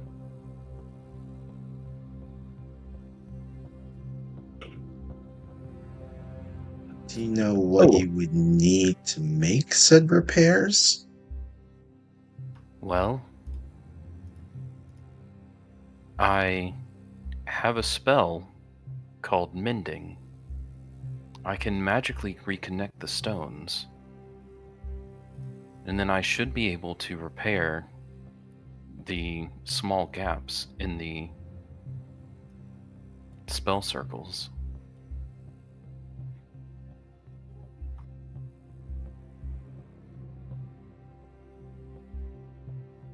I'll attempt to mend together some of the cracks in the walls to, if not repair the magic circles, just repair the structural damage. The mending spell does not appear to have any effect upon the runes or the magical objects. The stonework that may have become cracked does become joined back together, but the runes themselves remain broken. All right, I'll start with all the stones first, and I'll just go around the room mending everything that looks like it needs to be structurally sounded back up. As this is all happening, I don't believe I've heard from Avalis and Gaiman for a while. What are you all up to as this chicanery is happening? Avalis is waiting outside the crowded room in wolf form, just kind of hanging out, waiting for something to happen. Game is trying to resist the temptation to leap before looking, and so is trying to observe and understand. He's smarter than he was, but he does not understand the arcane. So he's trying to understand.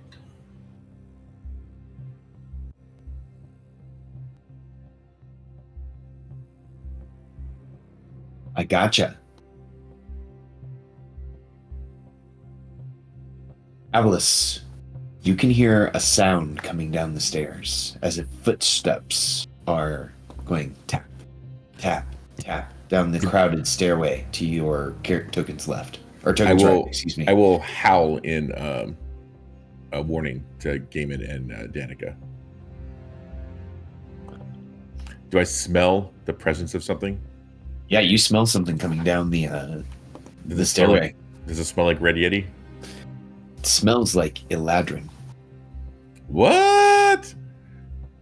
Avalis, if a wolf could look confused, What a twist! Looks at Gaiman and looks confused.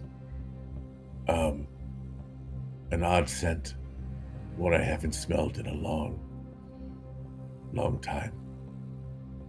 You see that the stones on the stairway begin to move of their own volition until they are cleared. And standing at the top of the stairway, you see an Eladrin. Oh, Lord. Staring back at you. Avalis like cocks his wolf head. Gaiman, what do you see?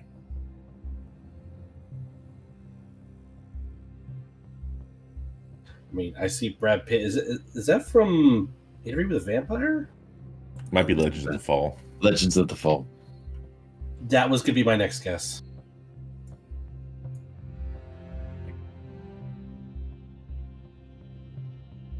He stares out to you all and says, I sense a presence, one I haven't felt in a long time. The presence of a younger Eladrin from my tribe that I lost so long ago. Are you there? Inside check that motherfucker. Lex has his hand up, but Lex, Sorry, what's up? didn't mean to do that. I was trying to type. Sure. As he looks around, he begins to sniff. Does a nat one tell me anything? You believe that this person is looking for an Eladrin. Gaiman, you do not detect any deception. You detect this person is looking for someone long lost to them. They're looking earnestly out into the darkness, their eyes glinting red because they have dark vision, and that's what it looks like. Kind of like when you flash a dog's eyes with a flashlight. The mysterious stranger says, Little Avalis, are you here? Do you remember me? And I will drop my wolf form. I don't know who you are. Well, you must have been too young when it happened. When our tribe was hunted and killed by those considered dark, by the dwarves of the above world. My name is Tristane, and I am your brother. I was told you all entered the rift in the glacier. Some did, some did not. I did not. I followed a different path. He looks at you and he, do you have any iconography of the, of Sylvanas upon you? Yeah, he would. Yeah, he'd have probably a the oak leaf symbol somewhere on him. Yeah, for sure. You see Tristane. Here, I gotta change his name to show that.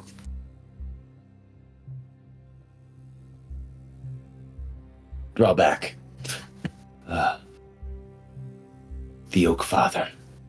Here.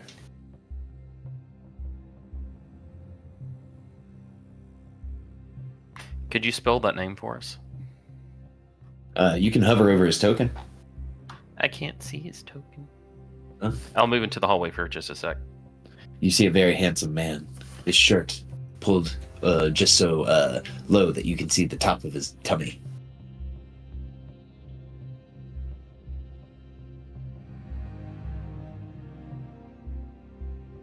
How long has it been? Years, right? What happened to you, little Avalus?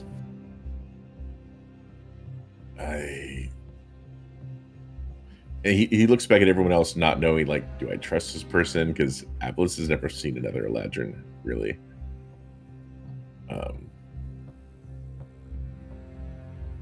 I was found and taken in by a tribe of Yeti. You see a grin crosses his face. Interesting. As he's talking, Dazan will say, "Hey guys, why did we, stop working on the thing to make me a real holy shit?" And he throws up onto the ground. Jesus. Tell me what it is. It looks like a slushy. Yes, because he's made out of snow. He says, two, and he runs back into the room. Pressing his back to the wall, he looks to you, Lotus, and says, "Don't go out there. Don't go out there." All right. Lotus will she won't go out, but she'll just sort of like peek her head around the door. See, like, what's everyone looking at? Oh. Very pretty man. Though very suspicious. Danica, I think you may want to get inside the room. I'd say No, still you're looking. probably right. You're probably right. Lotus will double tap to Flavy Mask and say, "Flavy analysis," and just sort of think, "me only," so it doesn't say it out loud.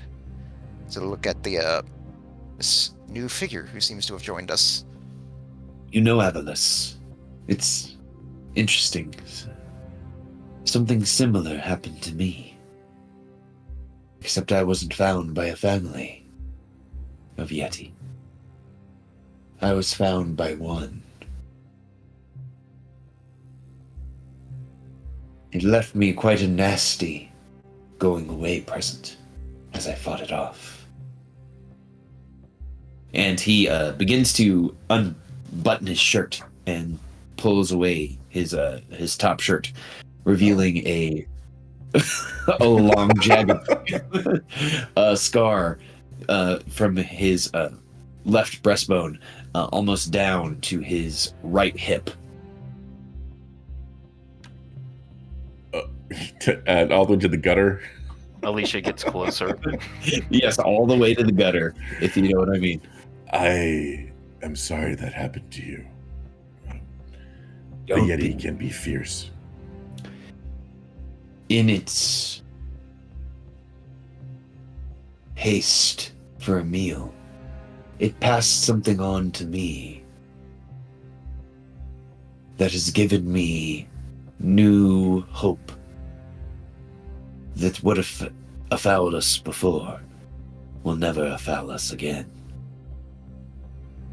And he puts his hand on your shoulder, and it's as if what you're seeing isn't what you're feeling, as if a giant hand is pressing down upon your shoulder, Avalus. Lotus, Flavy reports, this is hard to compute. Being in the space you are asking for is smaller than we see here, but much larger in actuality. Changing spectrum vision. And Flavy begins to change the spectrum of the vision until it is almost a red-like filter. And you see that the hand on Avalus's shoulder is massive. The creature standing in the stairwell, way over 15 feet tall. Oh, it's sort of blurred out. It's like, oh, suddenly seeing this, I was like, Avalis, get away from him! I mean, there's nowhere to go. True, we're in the hallway. One quick thing. I wasn't just getting close because dude is handsome. Looking at the scar, does it look like that kind of wound he should have survived from? No, it With looks my- like this. Definitely not. This should have been something that should have killed him. This should have been a fatal blow, but this guy is very clearly standing. I was Correct. wondering if I should have made like a medicine check to determine that or not. That's why I was trying to get closer. Yeah, this appeared to have been from, as Gibby said, from heart to cum gutter, that type of injury. Out of curiosity, am I grappled now, technically? No, he just has his heavy hand upon you. Perhaps you would all like to come and see the room I've been staying in. It's quite hard to get to from here.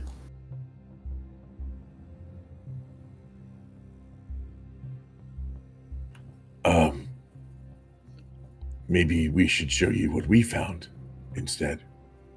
Ah, you speak of the room of illusions and reality, where you can turn something that's fake into something that's real.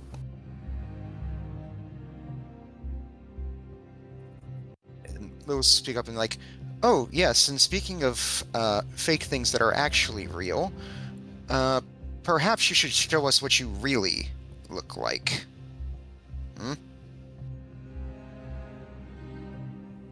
Is that what you wish, brother? I have always been one for openness and transparency, as the Oak Father teaches. So, if you truly are my brother, then there is no need for secrets between us. As you wish.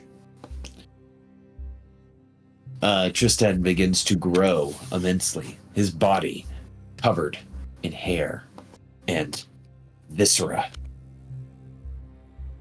He begins to jut out terrible horns from his body as it just kind of wiggles in and out, in and out. And he stares at you in his true form. Oh shit. My. What I encountered that day on the mountain was the Red Yeti. And when it didn't take my life, I took its. And I took its mantle. And now, I do its work. Gladly. But you could have sought me out, found my tribe, and become a guardian and protector of the Yeti. There was no need to do this.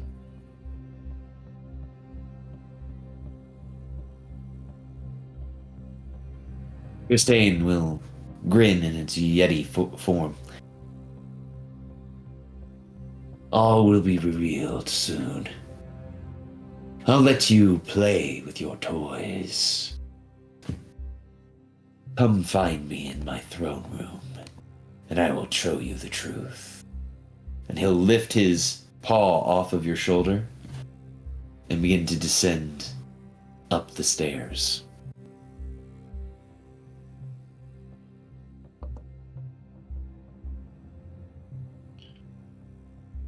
Alice looks to Gaiman and like tries to say something and then just kind of like collapses.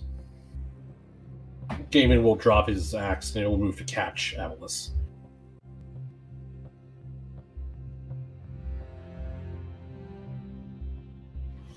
Steady on, mate. That there's a lot to take in. That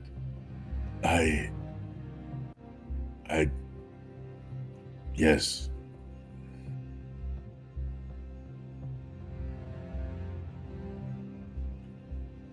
I understand very little of what is going on.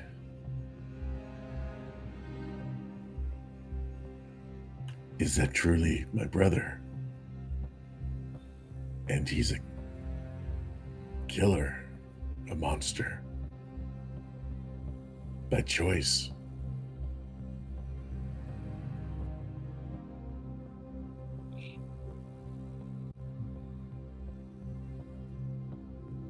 Gaiman will kind of maneuver you into the other room where we were, just to get you from everybody else and give you some space to breathe and think. Yeah, Avalos kind of weakly goes to like the bench and sits down.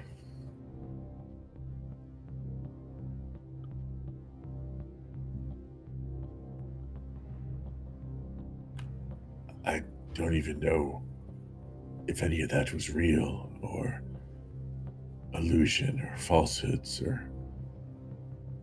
what. No, it was real. What you saw, the creature, it is what his true form is. Flavy showed me. It's why I asked you to step away. I was worried it might hurt you.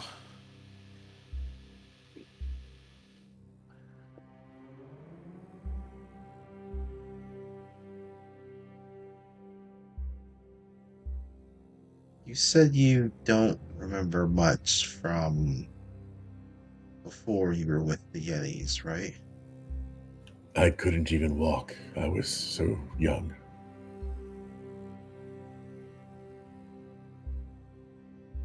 And nothing that you're able to recall was of another that was with you? No, all that apparently I was found with was a book, an Eladrin children's book. That is what I used to teach myself to read Sylvan and Elven. Which he traded near the beginning of the campaign, so that's gone. Right.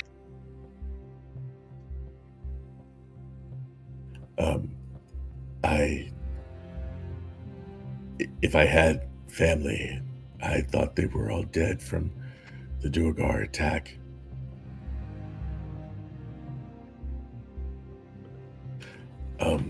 And Well- Avalos will call out Star Whisper, who is apparently also an Eladrin.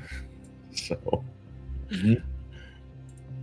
you see him concentrate, say a few things, and poof, Star Whisper appears.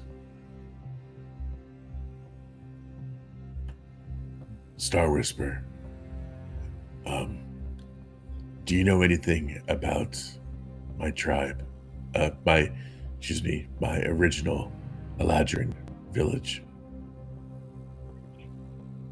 Star Whisper will begin to yip to everyone else, but to you say, "Why, of course, dear. I've always been here." Did I have a brother? Why, yes, you did. Your older brother Tristane. Eladrin, like their elven cousins, are quite long-lived races. You could have a brother that's, 600 to 700 years older than you. You just never know these things, dear. But yes, your older brother Tristane. Are there other survivors?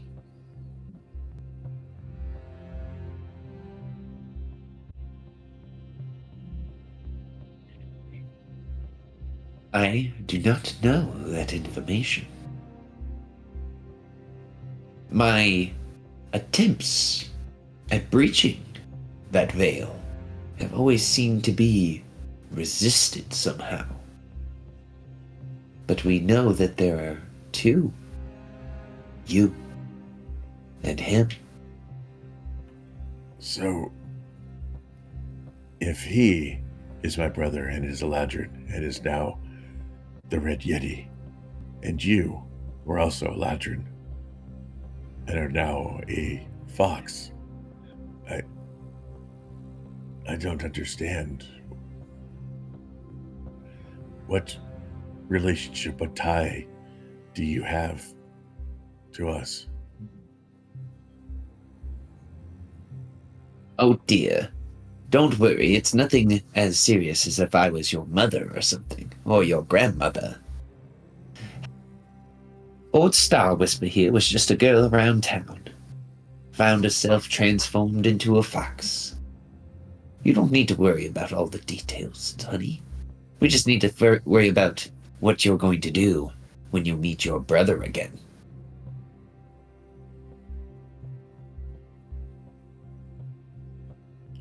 And Are you going to fight him? Are you going to hug him? What are you going to do? and Avalos will kind of relay the gist of the conversation to Star Whisper, or from Star Whisper to the group. So, not too much more info, but apparently, yes, I did have a much older brother that survived at least the initial attack, or perhaps wasn't even there.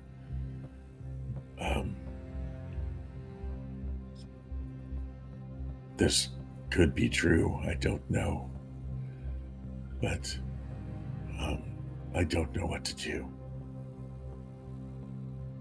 Well, seems like they sought you out for a reason. And it did not immediately break out into a fight. So there still seems to be a chance to at least talk to him. Maybe that's why he's seeking you out. Perhaps this connection between the two of you might be a way to... Maybe it's a way to save him. He seemed pretty happy. I would certainly like to try. I have very little connection to my past, and it is something I never even thought about exploring because there was no hope.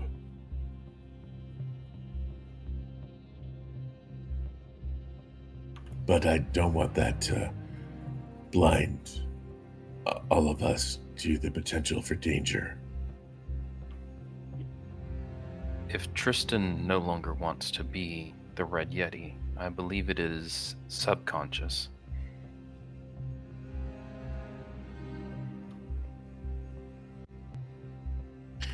Then maybe I need to climb those stairs soon.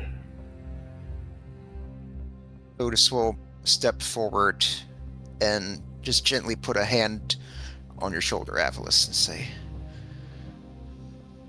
perhaps, but as always, you don't have to face this alone.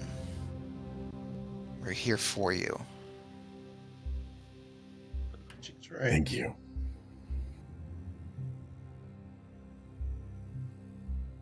Thank you all. I don't think I could do it alone. And I don't know what I'm going to do, but if we need to resolve what's in the next room first, that is fine. And I can certainly think more on what I might say. Well, I don't know if there's anything we can do because we need a life spark, do we not? And I don't know if we currently have one or even how they go about finding one. Does that mean like a sacrifice? Like we would give up something? I hope that's not the case. Akia, due to your 29, you know that simply a living humanoid just needs to walk over and just touch the illusion while they are standing on the golden disc, and that's it. And then the magic of the room should activate. What happens to the human? They, according That's to concern. the room and everything that you see within the room itself, they should be completely fine. Akia feels pretty confident Okay. that it is safe. At The least other thing is that with the we room just repaired. If I can repair it, it should be safe. Okay. It all hinges on that, really. If I can't repair these runes correctly, then it could be disastrous. Or it could be fine. You never know until you try. That seems to be how it works with most things, but I have the utmost of confidence in you, Kia.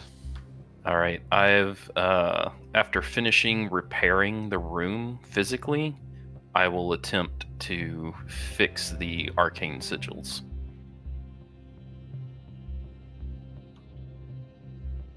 Okay. To fix the arcane sigils correctly, this will be a Arcana check. Okie dokie. Seems like another important roll. I will use another DM inspiration. My last DM inspiration. That you'll ever get for the campaign. Probably. I'm assuming you rolled the guidance. I would love a guidance. Come up and give me a pat on the back as I try and fix the runes here. Oh, and Slapping before us. you roll this, Lower. I'm gonna have you roll this. I was gonna say I you should slap see- you on the robot ass.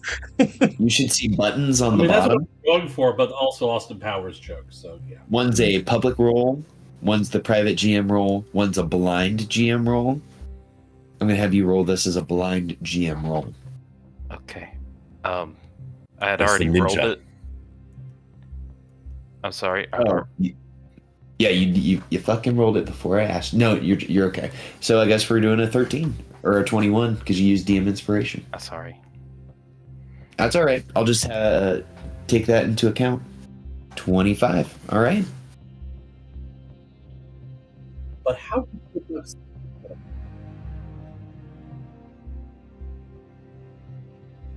I don't know if 25 is enough. Okay. Yeah, sure. I'll use Factspiration. I was being. Oh,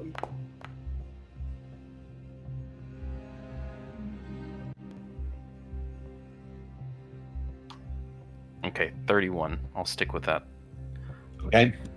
You believe, and by you I mean me, I believe that you have done all that you can to fix the arcane sigils.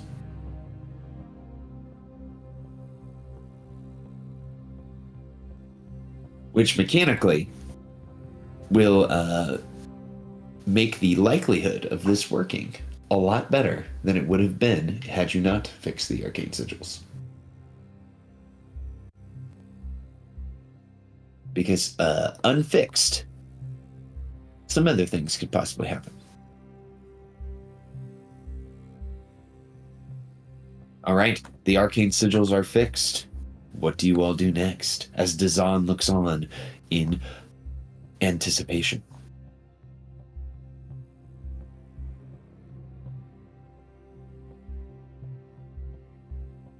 I'm just gonna say it.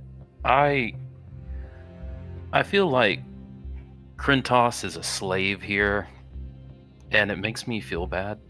Does anyone have any words that would make me not feel bad about that? He's literally a slave. He's an undead slave. That's what he is. That's pretty much what Anime Dead does. Yeah. But I can send them to the afterlife if you like. Well, I mean, that was in character. Oh, that was in And character. that was Dazan saying it in That character. was in character. And Dazan was telling you, he is a slave. He's a slave of the undead. He has to do what we say. That's how that magic works. I don't like that. Well, some spells have different purposes and different intentions. But yes, animate undead is not a... Or animate dead is not a pleasant one. He is in an unnatural state, one fully of imbalance. It would be best for him if he was returned to the grave. Agreed. Does Krintos seem to react to any of this conversation? Krintos is watching you all in with extreme, almost like vigor as you're talking about it. Arms crossed over his chest, gray skin hugging tightly to his bones.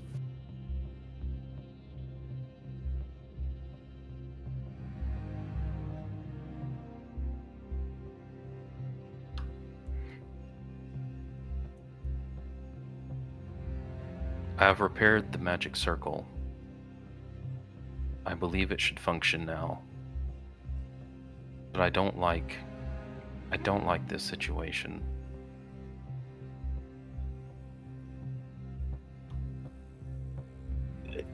Zahn will look at you and say, does me having Krentos as my bodyguard create that much of an issue for you?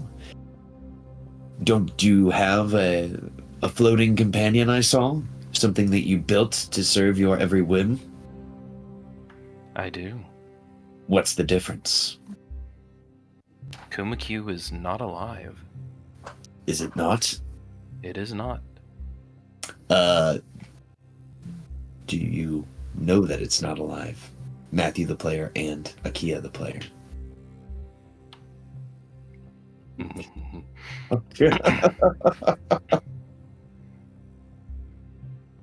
Its programming is simply not complex enough. It does not have any free will that it wishes to express that it's not able to. Perhaps we make it a condition of Dazan's restoration to release Krentos. If Krentos just had the ability to make the decisions to be your protector or not, I would feel much better. It's not that Krentos being undead bothers me specifically. Do you make your creations give you their consent before they follow out your orders? If I ever made one that was alive. And what about all of you? The creatures that you pull around as pets and all of those things, do you ask for their consent first, or do you just make them do it?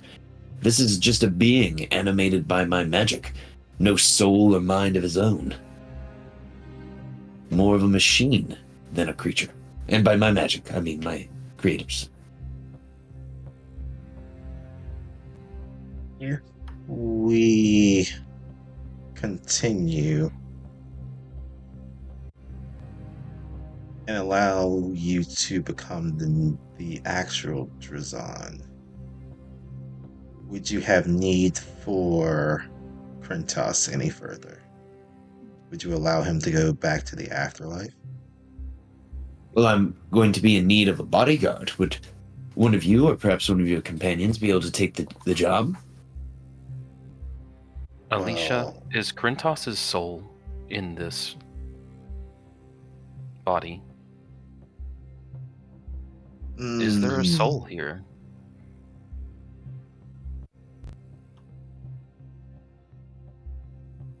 Alicia, you don't need a check to know that it is not in the soul of Krentos. Is The original Krentos is not in there. Something else has taken its place and is using the body, right?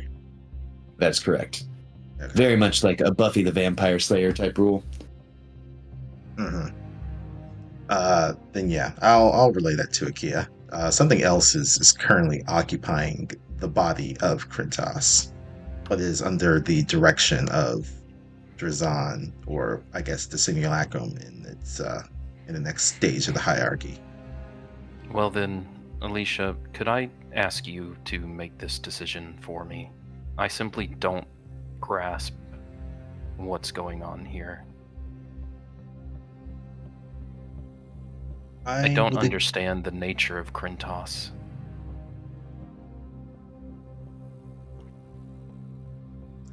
If you say it's okay, then I will go with that. In a different way, he's like a construct, but one that is just following orders, as do the magic of what was used to animate him. But I do agree with Avalis's thinking. If you're willing to dispel this creature, and, well, I'm assuming you're going to want to at least some company while you're traveling, would you join with us? Or do you have other matters to attend to? Well, my most pressing matter is researching and finding access to the city of Ytharin. That is my master design's, or my original creator design's, large purpose. Well, we have Saint another. Mars City. Yeah, sorry, go ahead. Oh, I just said Sainar's City. Correct.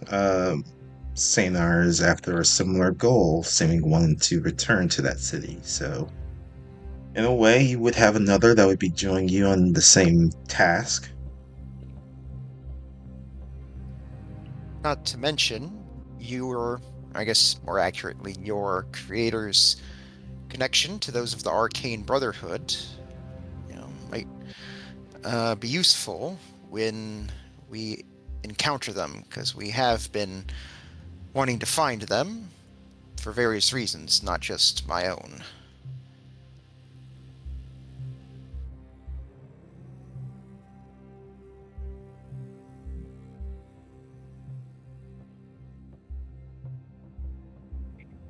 That would be acceptable to me.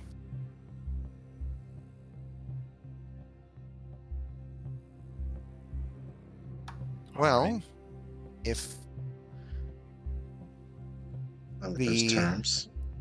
life spark of a humanoid is needed, how would you all feel if I volunteered for this task?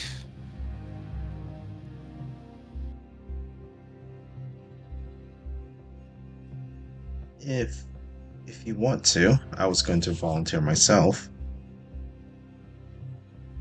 It isn't that I don't trust you, Alicia. It's just that since you are good with healing magic, should, gods forbid, anything happens to one of us, I think it'd be better for you to be prepared with them, just in case. Fair point. Akia Well- 13 will reach out to Krentos and ask them if they're ready to be returned to death. It looks at you and says, "Urgh," and shakes its head in the negative. And then it makes signs and charades as if its goal is to protect Dazan.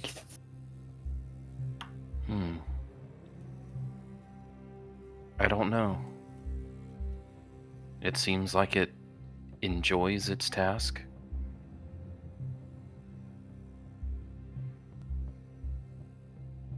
It is too confusing. Well, I like machinery better. To be fair, even if we did have the white released, if we restored Azan, there's nothing stopping his new restored form from creating another.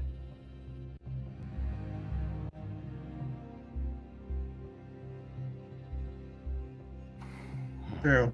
But that would be on condition of him continuing to work with Sonar and the rest of us, I believe. We'd have He more looks over resources. to Go ahead. Sonar as you say that. Oh, go. And he's looking at her bandages and he's like, And then continue. Sorry. Because she's a mummy. Yeah. I know. It seems very hypocritical of what I'm saying.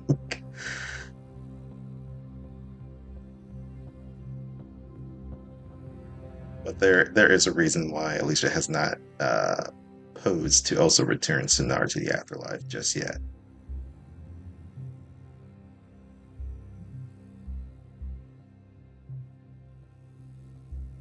Well, this is too confusing for me. I think I'm done for the day. Oh no, there's more. There's the brother who has returned that we have to deal with when we go upstairs. But Lotus, I'll just be humanoid- right outside if you need me. all right. As before, if I'm, for any reason I'm unable to speak or anything, I'll have Flavy send you a text message. I'll step forward. Say, All right. How's Doop. Dazan going to reach the pedestal there? Well, I could just step up onto it, right? Oh, I thought it was on the ceiling. Oh, right, because room upside down. Well, we can just stack some objects up and I'll climb on it.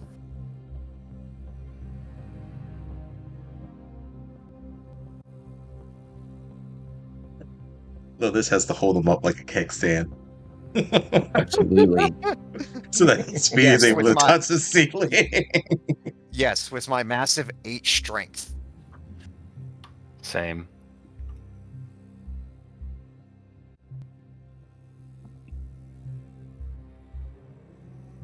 Yeah, it sounds like we're going to be activating this thing. This guy. Right, Dazan, just let me know when you're in position. I'll go ahead and activate it. All right, Dazan will get into position. He is standing atop the golden disc. All right.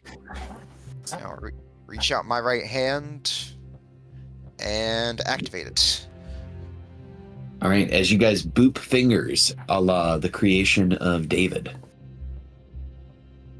I need to roll a 1d100. All right. Okay. It's 38. Because of Akia fixing the runes. This is what happens.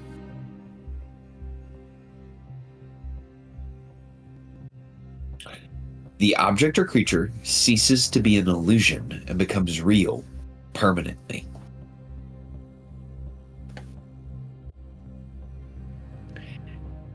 As you touch him, there is a loud bang of electricity as snow turns to flesh, shadow turns to blood.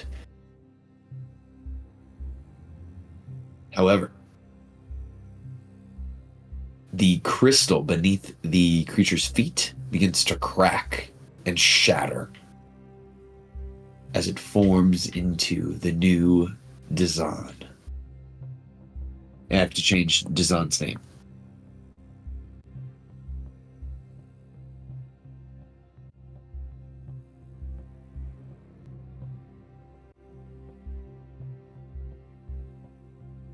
He looks down at himself and he says,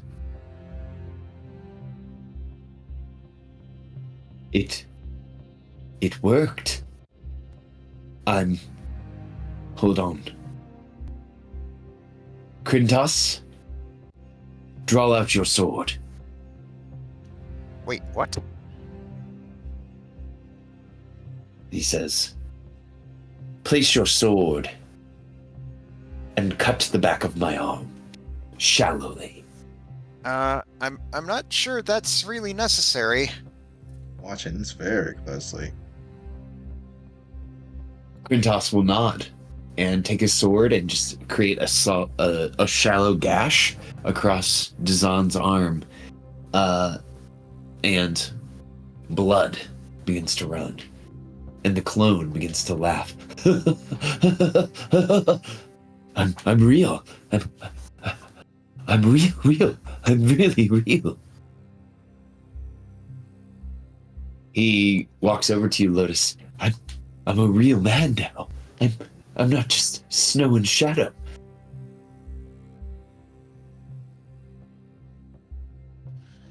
All right, well, let's get that wrapped up. But remember, you still have your part of the bargain to keep, and she'll just nod her head over towards the white. Why, yes. You have been released. And he snaps his fingers. And Krintas makes out a loud, painful scream and grabs at his throat. Falls to the ground and begins to shudder and shake on the ground until his body slowly grows stiffer and stiffer until it is finally laid still.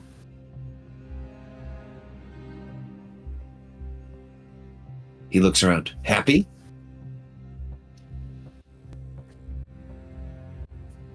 No, happy is the word I'd use, but Sure.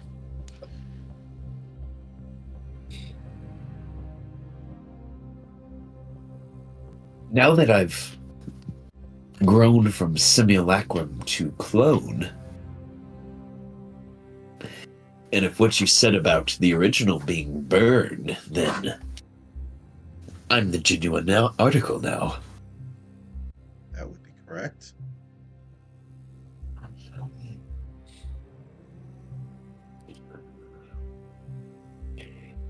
So, are we leaving this awful place? Not quite yet. Our friend Avlis has some family issues to attend to first. Ah, I see. Well, if you intend to battle the Red Yeti, then I should admit, without a proper spell book, I am woefully underpowered. You might even consider me a detriment. Well, Watto said we should be able to find some once we get back to Bryn Shander.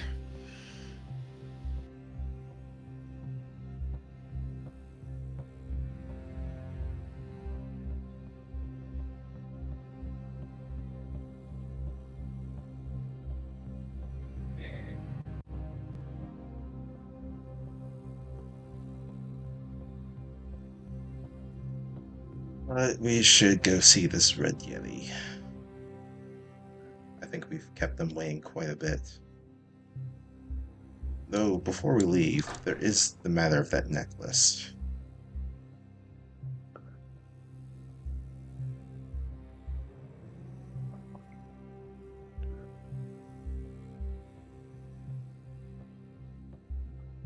Should we take it with us or leave it here?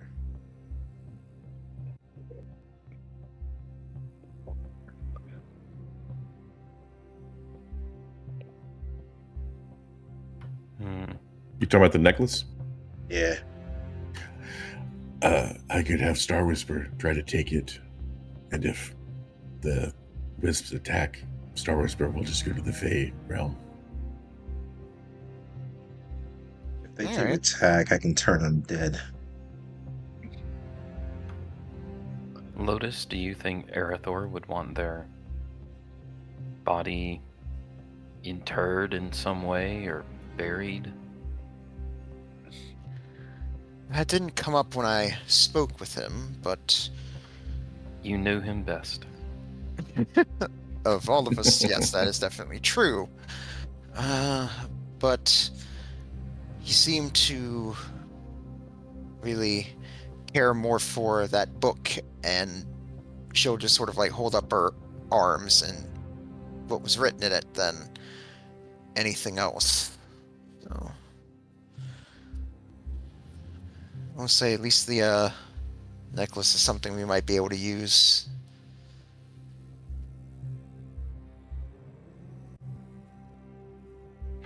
You know, if you were to travel south to one of the great cities, there's probably a wizard or two that would be willing to give you a fortune for what's written on your body now.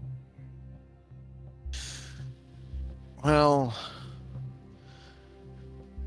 the thing is that there's been enough of people interested in my body for arcane things. I really just want to find a spell book to get it off of me as soon as possible.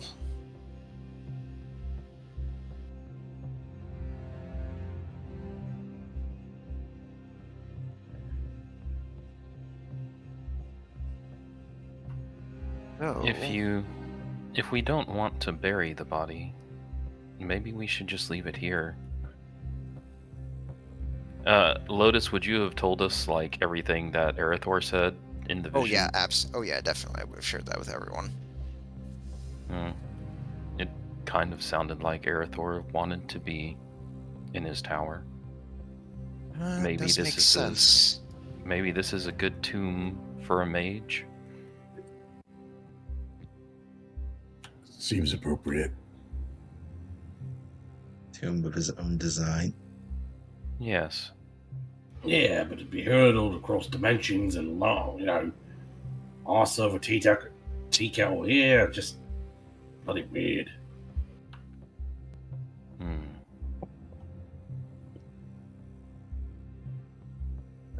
Well, I was just curious. What was he? Lotus's detect magic put something on that necklace, right? That was magical of some sort. That is correct. Okay. I was just Alicia curious. wants a bling. Well, I was more curious than anything. Let's go see your. I'll grab a stone real quick and just scratching it. Here lies Arathor, Time Bender, and just leave it by the body. Though I have been thinking, right? This thing crashing here, me causing it, does seem like Icewind Dale's a rather common place for things just crash into, doesn't it?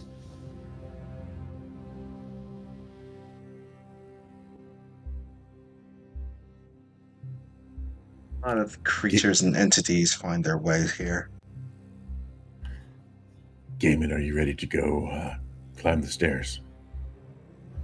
I mean, if you're ready to face what all this entails, sure. Yeah, I'd appreciate you by my side. You want me to go first as like a buffer? No, I want to face him first and figure things out, I think. All right, I'll just give a size difference and figure I could take a few hits a little bit better than you. So, of course. And I guess Avos will start following the path of the Yeti.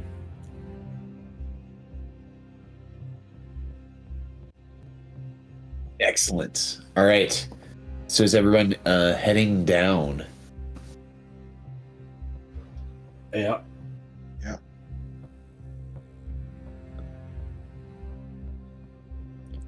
Yep. Yes. All right. Let me load up the map. Orph, when we got stories of the Red Yeti, it was that the Red Yeti was attacking and killing people, right? Oh, yeah. And you guys saw that there was like flayed skin all over the outside of the... Oh, okay. So bad things happening. Got it. Yeah, that's what I thought.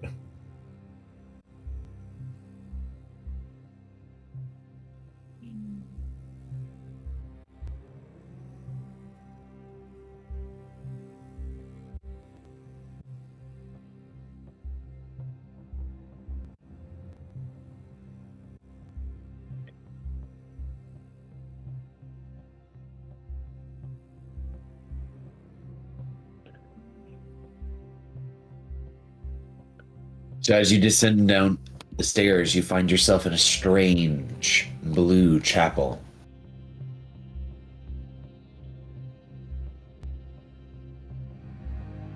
Sitting at the throne room, blazing blue flames leaping up, you see the mysterious stranger. I'm stuck. Sorry. You guys are stuck? Are you in a wall? I'm in a wall. I had to replace the wrong Avalos was dragged out. Oh, sorry. It's all good. There's a lot of Avalai. Avalai, yeah. You got druids. that. You got that new druid spell, no clip. Yeah.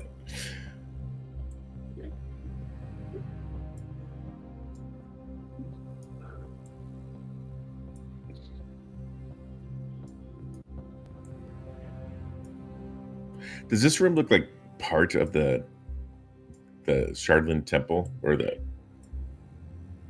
It does. It appears like it is the same construction, but it appears that this room, almost in a different art style, has been constructed. Also, somehow, though most of the rooms were upside down, this room appears to be right side up somehow.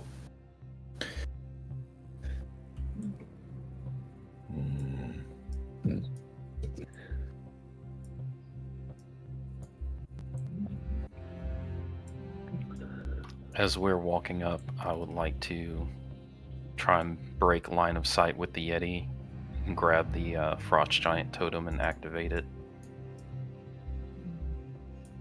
to gain extra strength for the next 10 minutes, just in case a fight breaks out in the next 10 minutes. Well, I'll let you know that this creature does have proficiency in perception.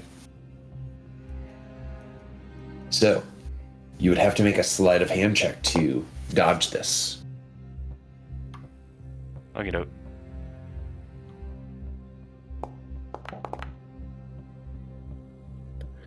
All right, you do beat its passive perception.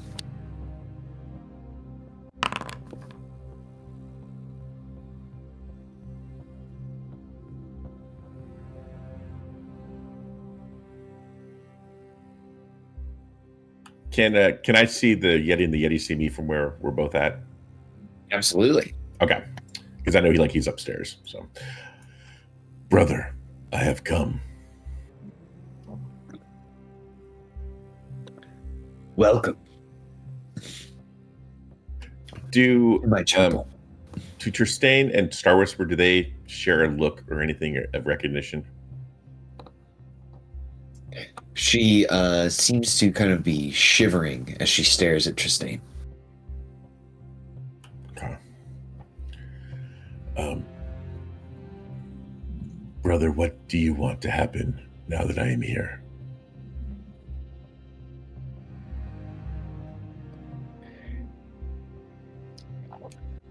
My brother, I have a gift that I can share with you that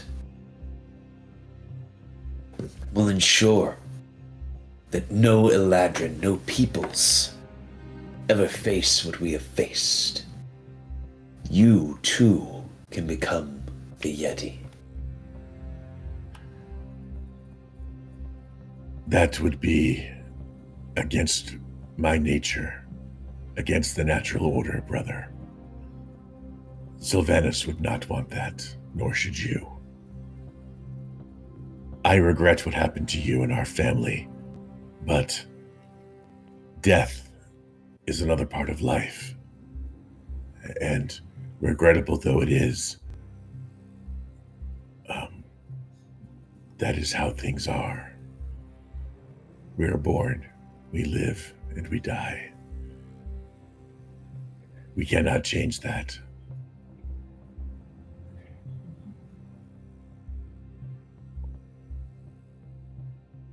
Then we are at an impasse, brother. For that is what I am doing. I am changing this world for how it should be. I heard that it was you and your group who got to that Duergar before I could. Such a shame. We did go to the Duergar, but it was not to slaughter them. It was to stop more atrocities from happening in any way we could. Killing, especially needlessly, should never be the first resort, only the last. The Red Yeti will begin to walk around the stairs. Brother, think of it. Imagine what we could accomplish together with us both having this primal power. Imagine the people we could save. Imagine the world we could create. I have, and it makes me weep. Damn. The Red Yeti looks at you in disdain as you say that. It makes you weep? Weep? Brother, the Oak Father has misguided you. I Promised see you. nothing but death and destruction in our wake if I were to accept. I see corruption, and pain. And I could never be the cause of that.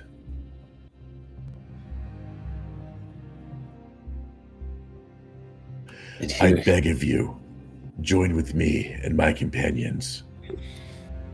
We will end this eternal night, this long winter. We will bring light back to Icewind Dale. Perhaps we can find a way to restore you as well. Damn. Go ahead and give me a persuasion check. Oh, okay. I'm going to use some DM inspo for this. DM inspiration. It's like you don't want to kill your brother. All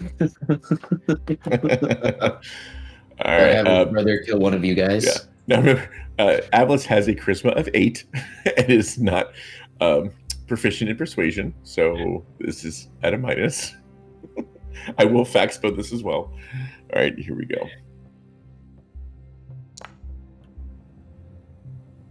Oh, damn. Okay, a 12. Oof. Great. Okay. Faxpiration to be used. All right, this is a D8 until you guys hit level 10. All right, a 15.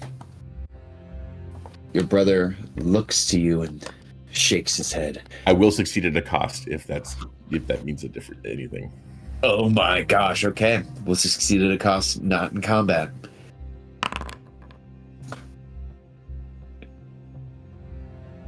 So, your brother casts a look to you and says, I have been doing it my way for a long time now. Draped in red furs of blood. Maybe you're right, brother.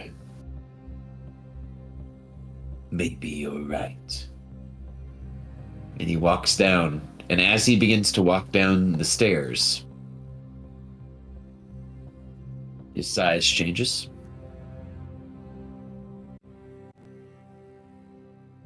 And he puts his claws away. He says, then I think it best I leave this place then. And I leave with you and your ilk to learn of this different way.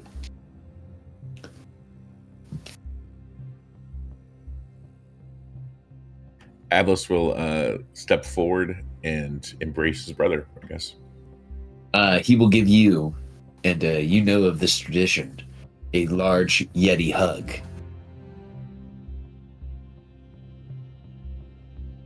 As his strength score is a 24. Ooh. This is just Yeah. to show you how tight of a hug he gives you. My HP is now 51. He gives you the best hug you've ever gotten. Oh, geez. You hear Avalos, his back realign. And he's like, oh. Dragon guy here. Ow. That's good. That's good. Do I need to bust out the dimension door swirl? The Red Yeti, Tristane, will look to you all and say, then it sounds then, we shall be allies. Me and you and I. And I shall leave this spire with you all, to flay skin no longer. Yay, now we have another murderer with us. Yay.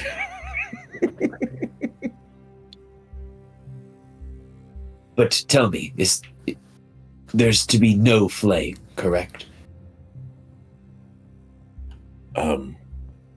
So, He'll talk about like his, ethos and, about trying to not to kill people as, and if they do, it's, as painlessly as possible. He sighs heavily. He says, okay, fine. I'll do my best. when this is over, I look forward to having you meet mother and father. My adoptive mother and father. I wonder how they will feel having another son who is both Eladrin and Yeti. I imagine you would be welcomed by the tribe even more readily than I was. Your strength and prowess would be honored.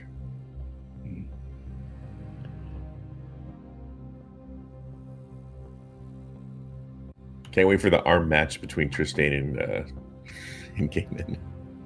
Absolutely. So Tristane will look to the rest of you.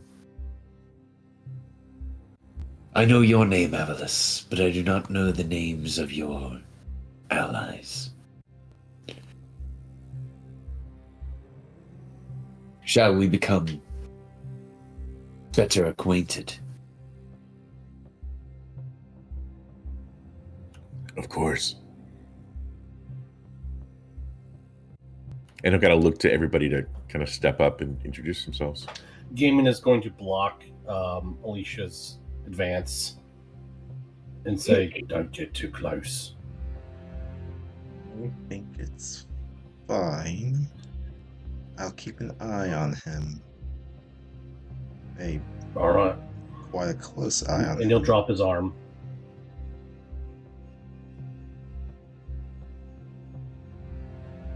Alicia Alpin. Pleasure to meet you. It's a very slight flick of the hair.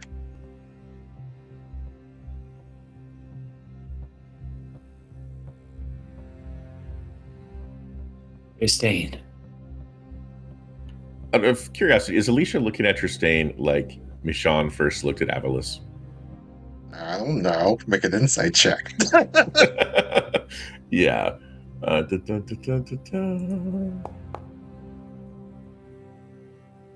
23. She may be a little, or they may be a little bit smitten.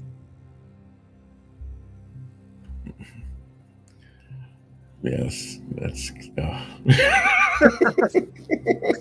Oh, is this how it felt? There's a straw. Lex gets his revenge. Yes, I do.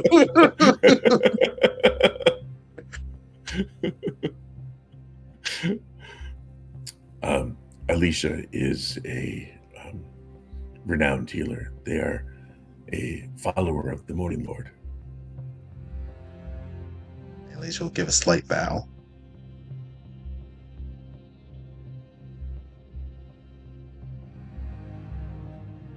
Tristane will bow back. Next to you is perhaps the greatest inventor in the Dale. And I'll motion to Akia. You can call me number 13. Hello, number 13. I'm Tristane. And he'll flip his hair super sexy as he says it. In slow-mo, of course. Of course. And his hair just slightly brushes your shoulder, Avalis, as he does it. Avalis is like, I always wanted an older brother who shows me up.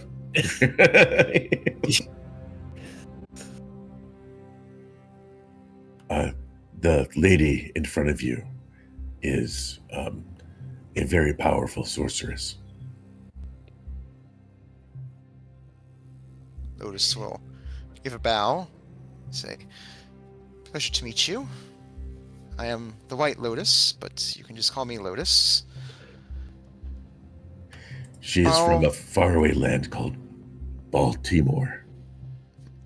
Well, the locals call it Balmer, but that's a whole other thing I can get into. It's a long story, and once we have some more time, I can tell it to you fully. It is home to a magical spice called Old Bay. The Red Yeti, your brother, says, "I adore spices. I'll have to teach you of the ways that I spiced the meats that I consumed in my time here." Interesting. Perhaps I can share with you a delicacy of my home called the crab cake. It might be similar to my specialty, the crabber cake. And he begins to laugh. She does chuckle a bit at that. Like, and, of course, come on, Gaiman, don't be shy. The large giant you see in front of you, one of the strongest men I know.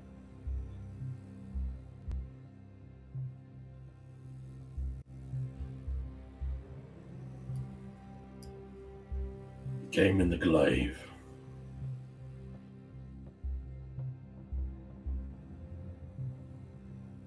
And Gaiman is doing the he does not know how to feel about the situation given what has transpired. Because he doesn't have the familial ties, but does not know how to deal with the previous axe baggage. Excuse me, Tristan. Tristain.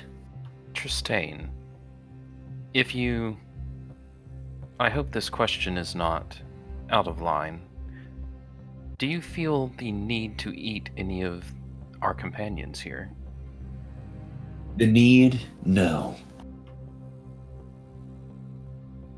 But some of you do look delicious. Who's he looking at when he says that? He's looking specifically at Alicia when he says this. Great. And with that, we will head back to the start page as Tristain, the Red Yeti, has joined the party. All And right. we're heading back up to the surface, right?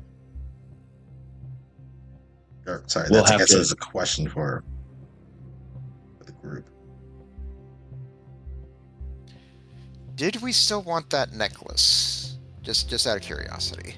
Yeah, it sounded like the door was closed on that one. All right. I'd say if we're not going for it, I'd say yeah, we just head back up to the surface.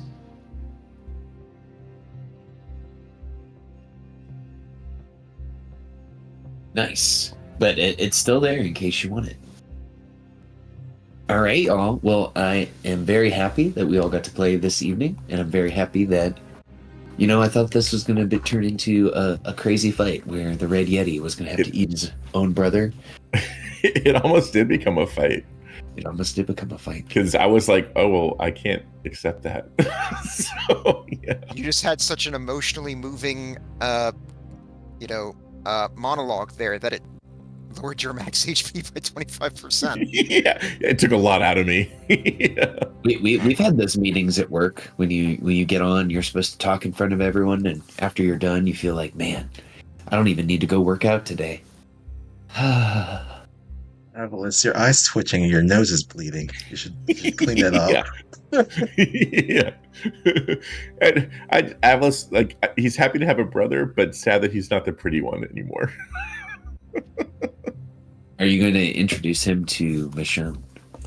Not immediately. Not until Alicia has their claws into him, which might be a good thing. Excellent. Well, then I will have to work on the B team ability of the Red Yeti of Icewind Dale, Tristain. So We can have 2 BT members, is that right? that's right. Okay. I mean, not that red isn't super useful, but Red Yeti B team passive ability. Red Yeti doesn't eat your friends. Or we'll give you the same power like from Skyrim when you discover the cannibal cult. Then you can just start being a cannibal and gain powers from it. Out of curiosity, did you have plans for if Avalis said yes? I did, and then you would become An the NPC? yeah, essentially. If you were just like, well, this actually sounds pretty good. It's like, okay, we need to give you a new character now. Holy shit. You start Okay. being a cannibal, and it's like in Fallout 4, where it just says a top screen. Everyone disliked that. Yeah, now you have to fight 2 Red Yeti. Oh my gosh, that would have been cool. All right, Known guys. as the Crimson Brothers. Another timeline He's- that's terrifying. He's the Red Yeti, and I'm the Red Baron. Well, I mean, that's what they were known as. All right, team. Well, if you guys have any questions for me, you can send those to me over the Discord. Otherwise, we will meet again next week as you guys leave the lost spiral of Netheril, and then you'll have to kind of think, what do you want to do? What do you do next here in Icewind Dale? As for me, I need to head to bed because I have coaching in the morning. I hope that you guys have a good weekend, and I can't wait for our next adventure. Thanks for running. My Thanks, Dwarf. pleasure. Good night, everyone. Bye. That'd be a good one shot. The Crimson Brothers. It just or just that a what fight. if scenario. Yeah. Yep, the what if of that Yeah. fight. Just a one shot. All right. Thanks for everyone for tuning in. Catch you next time.